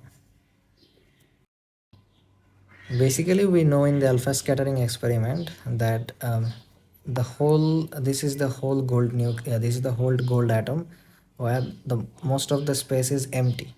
Most of this space is empty. Only this is the nucleus where the all the mass and the charge is concentrated, right? All the mass and the charge is concentrated. But the plum pudding model says the concentration of charge and mass is evenly distributed throughout the whole atom. So it is evenly distributed throughout the whole atom. So if it is evenly distributed through the whole atom, when let's say when an alpha particle will be moving, the alpha particle will be moving with a small deflection in the alpha scattering experiment, right? Because there will be a small deflection with the positively charged alpha particle and a positively charged nucleus of the gold atom. There will be a repulsion. That's why it will be deflected by a small angle. In the same way, in the plum pudding model, it will also have a small deflection when it will move away from when it will move through the plum pudding model, because the mass and the concentration is evenly distributed. So this mass and concentration repels the positively charged alpha particle, so it will have small deflection. Yes, for the first point it is true. For the first point we know it is true that some of the alpha particle deflected through with little deviation. It will be reflected with little deviation. Now the problem arises. So we can say for the first point that most alpha particle passed straight through the gold foil, and some of them were deflected by small angles. These two lines is gonna be the same for both the plum pudding model as well as the um, alpha scattering experiment, because this doesn't make that much difference. But the main difference that justified that alpha scattering experiment should replace the plum pudding model and the alpha scattering experiment is true is because in the alpha scattering experiment we have seen that when one atom, when the alpha particle and the gold nucleus were collided head on head, at that time the alpha particle deflected by more than 90 degree. The alpha particle deflected by more than 90 degree. So we can say a few alpha particle repelled back towards the source side. It repelled back towards the source side. So we can say most of the mass and all the positive charge is in a tiny central nucleus. As it is in a tiny central nucleus, this tiny central nucleus repelled the whole alpha particle back. But if it is evenly distributed in the whole direction, then it doesn't matter whether you move in this direction or you move through this direction. It will be small deflection in all the parts. There will be small deflection in all the parts of the nucleus, as the plum pudding says that. As the plum pudding says that the mass and the charge is evenly distributed. If the mass and the charge is evenly distributed, then it will have small or little deflection. The alpha particle will have a small or little deflection while moving through every part of the atom. But as the alpha scattering experiment has said that if it passes through the middle, or if it passes head on head, if it collides head on head, at that time there will be a deflection greater than 90 degrees. That means the mass and the charge is concentrated right here. If the mass and charge was concentrated, it wasn't concentrated at the center and it was evenly distributed, then this much deflection wouldn't have been possible. Okay, so this is how we can actually explain it, that a few proportion of the alpha particles were deflected by more than 90 degree. This did not fit the plum pudding model, as this deflection requires a high concentration of charge, and this high concentration of charge was not present in the plum pudding model, because the whole atom was concentrated with the same amount of charge, because it was evenly distributed. They have said spread evenly. So there wasn't high concentration of charge at any point of the plum pudding model to provide that large force to be able to deflect. This did not fit the plum pudding model, as deflection requires high concentration of mass as well. Okay, so that the alpha particle is deflected and not the gold nucleus. So basically this is how both of them have contradicted, and it has shown that the alpha scattering experiment is the truth, because some of the alpha particles were coming back towards the source side, and the reason behind that is because there is a very high concentration of charge and mass in the nucleus. But in the plum pudding model, the concentration of charge and mass is evenly distributed. So no matter whether you move through the center of the gold atom or at the near end, the deflection will be the same. But in real scenario, the deflections are not the same. When you're moving through the middle, the deflection is very big. It is reflected towards the source side, I mean, which is greater than 90 degrees. So that means the charge and the mass is concentrated at the center and not it is evenly distributed. This is the main thing. So basically this 6 marks question is very important to remember. And another thing that I will ask you guys to do is please memorize all of these 6 points, because the evidence and the conclusion, these 6 points are very common in Edexcel A-Levels Physics Unit 4. This is a question that comes more or less in every alternating years. So make sure you are memorizing all of these 6 points before your exam. So basically this is exactly the same question that was repeated in October 21 as well, just the question that we have seen. It says the alpha particle scattering experiment using gold foil were first carried out by a team of scientists led by Rutherford. Following this experiment, Rutherford said it was almost as incredible as if you fired a 15-inch shell large missile at a piece of tissue paper and it came back and hit you. Explain why Rutherford was surprised at the result of the experiment and how this led to the nuclear model of the atom. So how it led to the nuclear model. So basically before the nuclear model there was a plum pudding model, and we have seen previously that in the plum pudding model the mass and the concentration of charge are evenly distributed. So no matter from which, so let's say if this is the if this is the plum pudding model, no matter whether you move from this position or this position, you will have a little deflection or no deflection because the concentration of charge is evenly distributed. But in the alpha scattering experiment, the particles concentration of charge is in this central nucleus, is concentrated at the central nucleus. So if you move from this, there will be small deflection. If you move like this, there will be small deflection. But if you move like this, you will be deflected straight back through towards the side of the source, or you will be deflected with an angle greater than 90 degree. So this is what showed that the concentration of charge is not evenly distributed. The concentration and the charge is distributed at the center. So this is what it is. So this is what is explained right here. Prior to the experiment, the atom was believed to have an equally distributed mass and charge throughout. So when alpha particles were fired at the nucleus, they were expected to go straight with little or no deflection. However, a small number of alphas deflected through very large angles, with some even coming straight back toward the source in the experiment. It came back towards the source of the experiment. Why? Because this led to a change in the model of the atom to having a very small nucleus and most of the atom being empty space. Most of these places are actually empty. All of the mass and the charge is concentrated in this central nucleus. Okay, most of the mass of the atom and the large concentration of charge is in a tiny central nucleus. So this is a very important part to be remembering. This is a very important part to remember actually. Alright guys, so now let's have a look at this question. It says, explain the role of the electric field and the magnetic field in the production of the high-speed charged particles by a cyclotron. So basically what does the electric field and the magnetic field does? The magnetic field always acts inside these Ds and the electric field always acts between the Ds. This is one thing that you guys will have to understand. And the magnetic field always exerts force perpendicular to the direction of motion of the electron. So magnetic field acts perpendicular to the velocity of the particles. Magnetic field acting on particle is perpendicular to their velocity. Okay, and just because there is a force acting perpendicular to their velocity or perpendicular to the direction of motion, the particles inside the Ds move in a circular motion, and that force exerted by the magnetic field perpendicular to the direction of motion is the centripetal force. Particle experiences centripetal force as a result, and then they undergo circular motion. And this is the rules of the magnetic field. So what basically the electric field does? The electric field actually accelerates the particles between the two Ds. Okay, the electric field actually accelerates the particles in the gap between the Ds.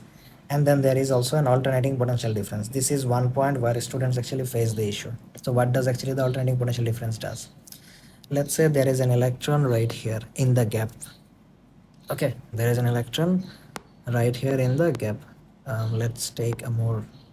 So let's say there is an electron right here in the gap. So when the electron is in the gap, at that time, the alternating potential difference, I mean the electric field is negative. So when the electric field is negative, this negative electric field repels the electron so that the electron enters the D, and then the electron moves in a circular path because perpendicular force is exerted by the magnetic field, and the electron comes right here.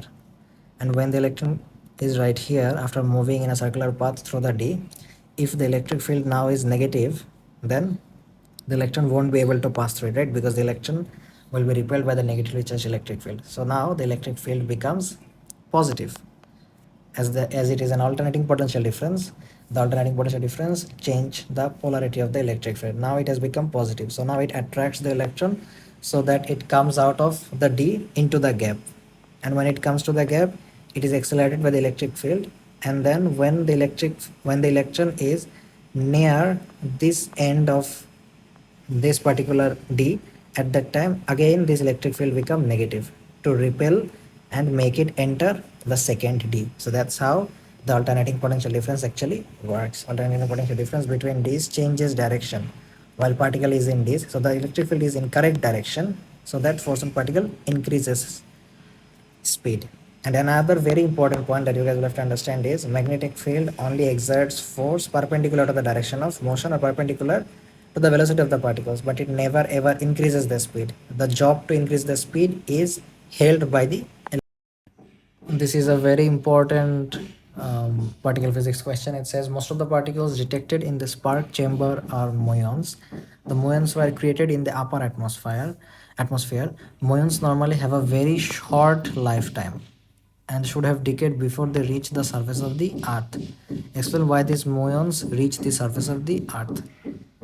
So basically what is happening right here is the muons would have been traveling at the speed of light, and we know when something moves at the speed of light, time dilation occurs. To the observer, the lifetime of the muons has increased. So as the lifetimes of the muons has increased, they have reached the surface of the earth. Okay, this is what actually it means. Muons are traveling close to the speed of light. Relativistic effect increases particle lifetime for observer, which is the time dilation. So time travels further than normally expected before decaying. So let's say for it would have lived for 5 seconds, and in 5 seconds, let's say it has a lifespan of 5 seconds, so it would have covered 10 centimeter. But now, as time dilation has occurred, its lifespan has increased to 8 seconds, so it will cover more distance, let's say 15 meter. So this is what has happened when you move close to the speed of light. Now, this is basically another very important concept. It says in some experiments, a high energy electron collides with a stationary atom. Alright. In other experiments, beams of high energy electrons traveling in opposite directions collide head on. So basically, beams of high energy electrons means the two electrons that will be colliding, both of them have high energy. New particles can be created from these collisions. Deduce which type of collision is more likely to produce new particles with the largest mass. So basically, to create the new particle with the largest mass, we know del E is equals to del mc squared.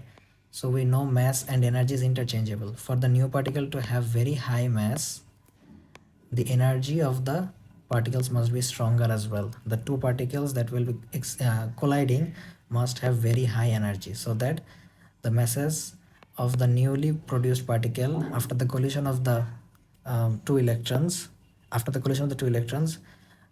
new particles will be produced, right? If the two electrons have very high energy, then the particles that will be produced will have very high mass, because energy and mass is directly proportional, and we know energy and mass is interchangeable. So basically this is what we will explain. As E is equals to mc squared, there will be more kinetic energy level with colliding beams. So if in the colliding beams, if both of them have very high kinetic energy, so basically there will be more kinetic energy available with colliding beams for same accelerating potential difference, and all of these kinetic energy of the two beams are available to be converted into mass. So colliding beams are more likely to produce particles with larger mass.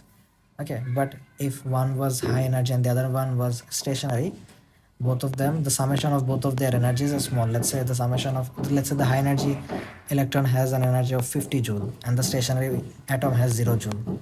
So the particle that will be produced from this collision will have a kinetic energy of 50, which can be converted into their mass. But if both of the particles that are actually colliding have, each of them have 50 joules of energy, then the new particles will have a kinetic energy of 100 joules, so which is greater than this 50 joule.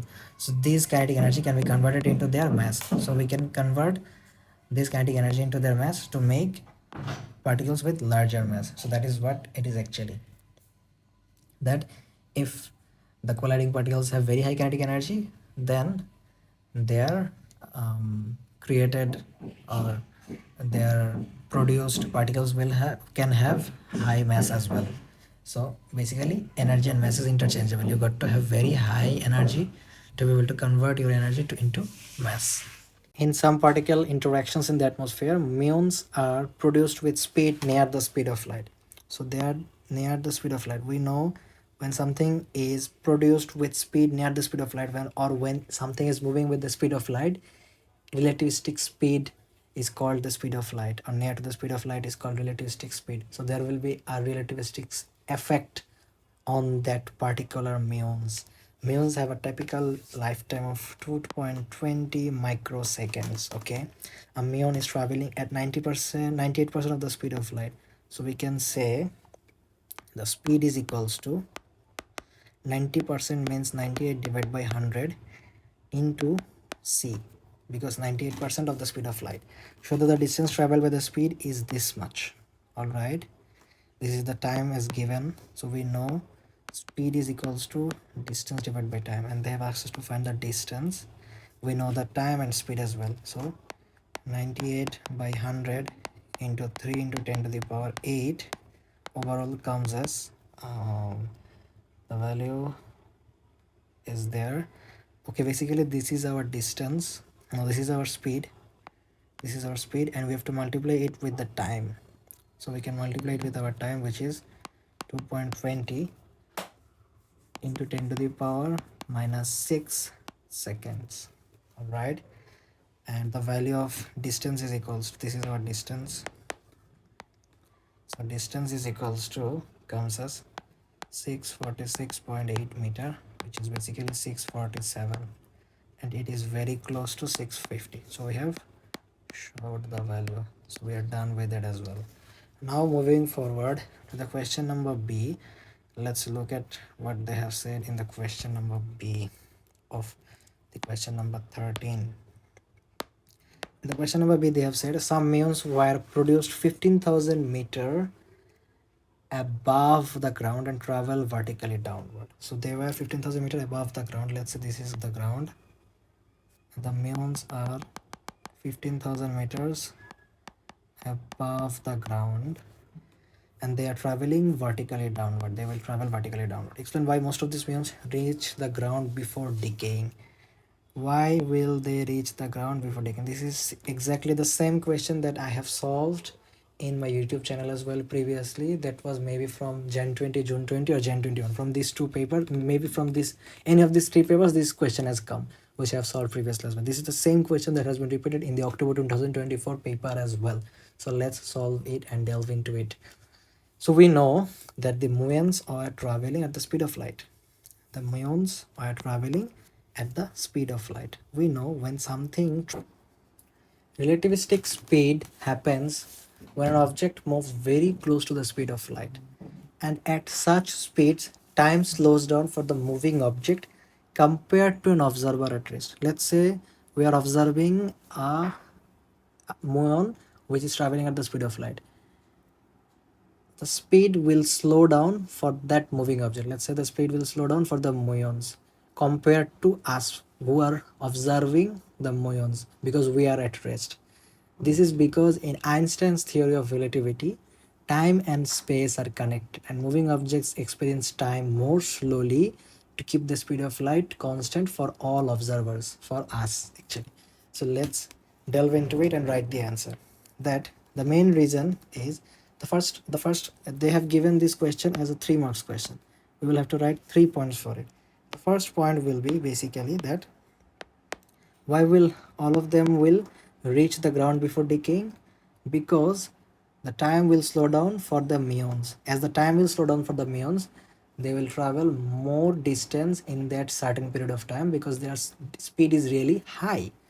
So basically, if we say speed is equals to distance divided by time, if the time slows down and the speed is really high, okay, so the distance they will cover will be greater. That's why they will reach the, as this speed is constant, it is close to the speed of light. Let's say it is constant. Okay, so if the time slows down for the muons, the distance they will cover will be greater compared to the distance they would have covered if they didn't travel at the speed of light. This is basically the explanation. So let's go and solve it. So let's go and answer it according to the mark scheme points. Come on, let's go through the answer set. The first point we will write is muons are traveling at speed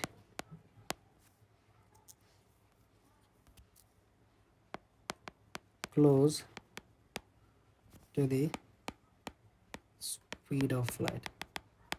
So basically this is going to be our first point. Our second point will be As a result, they undergo relativistic effects. And I have made you guys understand the relativistic effect very deeply, so it won't be an issue for you guys to answer that. Due to relativistic effect,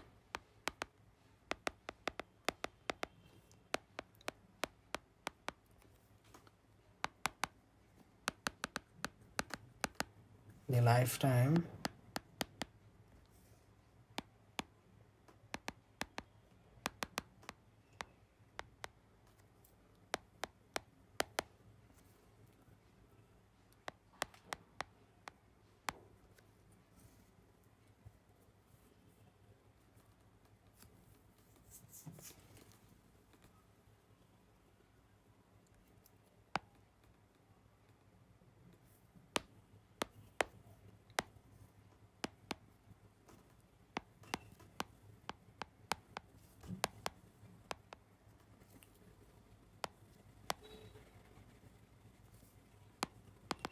so muons travel greater distance before decaying. These are all the 4 points that you guys need to mention for the question number 13. Alright, so let's solve this A star equation number 14. This is an A star equation which is a repeated question in the exam. What they have said is the diagram shows a circuit with a cell of potential difference V not in series with a capacitor, resistor and a switch. Okay, the capacitor is initially uncharged, so the graph shows that it is a charging graph, and they have given us the voltage. Okay, V naught is our voltage. Okay, so what they have asked in the question is, they've asked explain the variation of V with time as shown in the graph. So explain the variation of V. So we know the V is increasing, the voltage is increasing. So the thing is, when the switch is closed, they have closed the switch, right? They have closed the switch. It says they have closed the switch. We know when the switch is closed, there is a current in this circuit. There is current in this circuit. Electron is flowing in this circuit. When the switch is closed, sorry, my bad, the current will flow from this direction to this direction. The current is flowing in this circuit. When the switch is closed, the current is flowing in this circuit. So when the current is flowing in this circuit, there will be an accumulation of charge on the capacitor, right? There will be an accumulation on the charge on the capacitor. So as the charge of the capacitor increases, we know EMF is equals to voltage of the capacitor plus voltage of the resistor. So basically at first EMF is equals to the voltage of the resistor, but when the switch is closed and the charge starts accumulating on the capacitor, the voltage of the capacitor increases and the voltage of the resistor decreases. We have to mention that PD across the capacitor increases and the PD across the resistor decreases. And we know as current is equals to voltage divided by resistance, as PD in the resistor decreases, the current in the overall circuit decreases. Okay, as current decreases, the rate of charging decreases. We know charge is equals to current into time. As the current decreases, the rate of charging also decreases. We can say current is equals to charge divided by time. So as the current decreases, this overall charge divided by time also decreases. So we can say the rate of charging also decreases, as current is known as the rate of charging. Okay, charge divided by time is equals to current is the rate of charge. So as the current decreases, the rate of charge also decreases. All right, so eventually PD across the capacitor is equals to V naught. As this VC increases and becomes equals to this EMF, and the voltage of the resistor becomes 0 when the capacitor is fully charged. So we can mention the eventually PD across the capacitor is equals to V naught. The current decreases and becomes equals to the 0, and the voltage of the resistor also becomes 0, and there is no further change in the PD of the capacitor because it has increase to its maximum value, which is equal to the EMF. So these are the points that we have to mention while writing the point. So let's write it down together. What we will write is,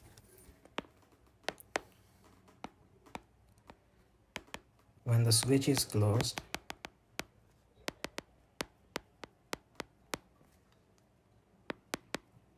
there is current in the circuit. So this is our first point, and the second point will be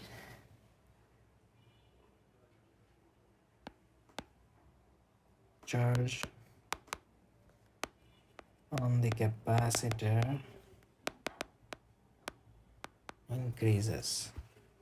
So when the charge on the capacitor increases, as the time elapses,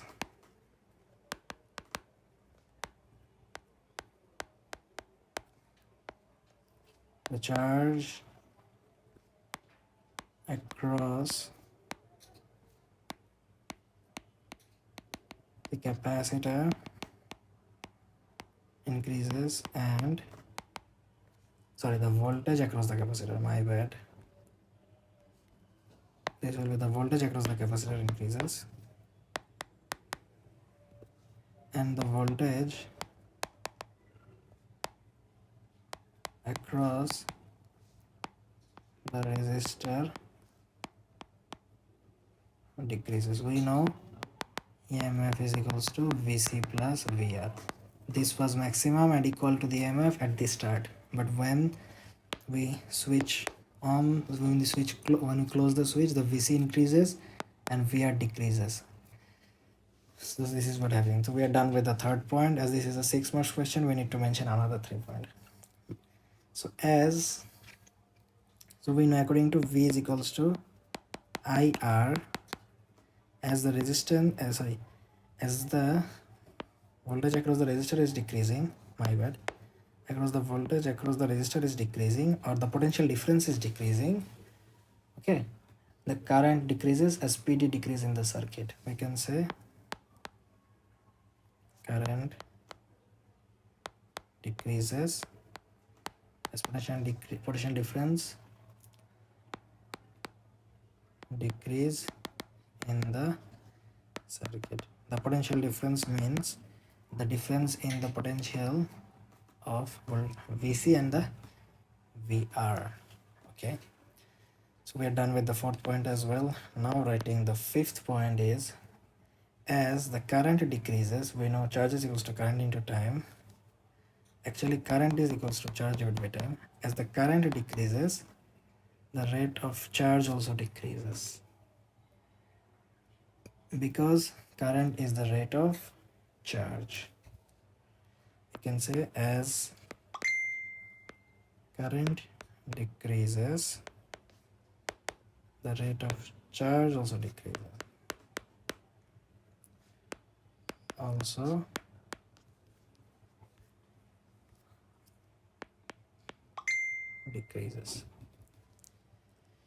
So we are done with the fifth point as well. Now moving forward to the additional sixth point is that as this VC is increasing,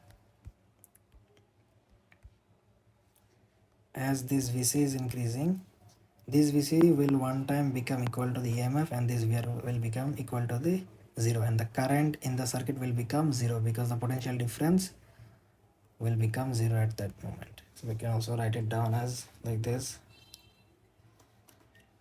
The sixth point will be, eventually the PD across capacitor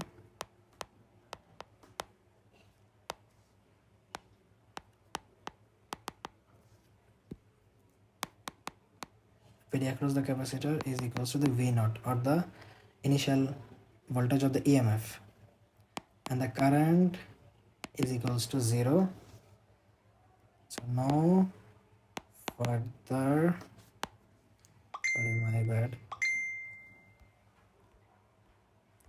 no further change in the PD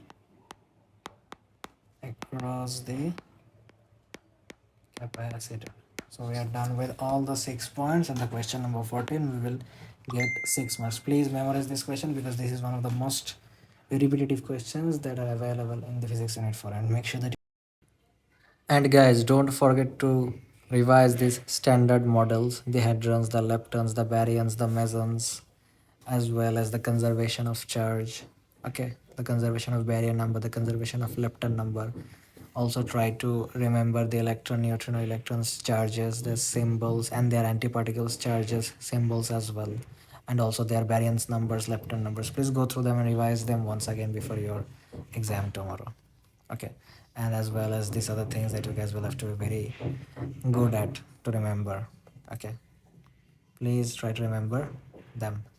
And another thing that I want to say to all of you guys is that this video has become very long. It has been more than 2 hours. Still, I couldn't clear all the concepts because Edexcel Physics Unit 4 syllabus is very huge. So what I have rather done is I have included all the important questions videos in the description box. I have previously recorded them, and I will be linking them in the description box. So please check the description box. There you will guys will get 2 separated videos which was made for May 2025 exam and Jan 2025 exam. Those were the most difficult multiple choice questions for the May 2025 exam as well as the Jan 2025 exam. You guys can watch the May 2025 one because this is for you guys, as well as the Jan 2025 one as well, because that will help you to grasp few more concepts. And then I will be adding few more videos on magnetic field, particle physics, electric field, and capacitors that you guys will have to watch in order to understand them in detail. Okay, and if you can watch this video along with all the other videos that I will be providing in the description box, and then you cover all the question papers from January 2020 to January 2025, it will be more than enough for you guys to sit for the exam tomorrow. If you can understand everything and memorize the mark scheme points after understanding, and then can remember them till the exam session, then it will be a very good exam for you guys tomorrow. So see you guys on the next class. Before that, please go through all of the things that I'm providing you guys, work on them, and sending tons of wishes your way. Hopefully your exam will be very good tomorrow, inshallah. Goodbye.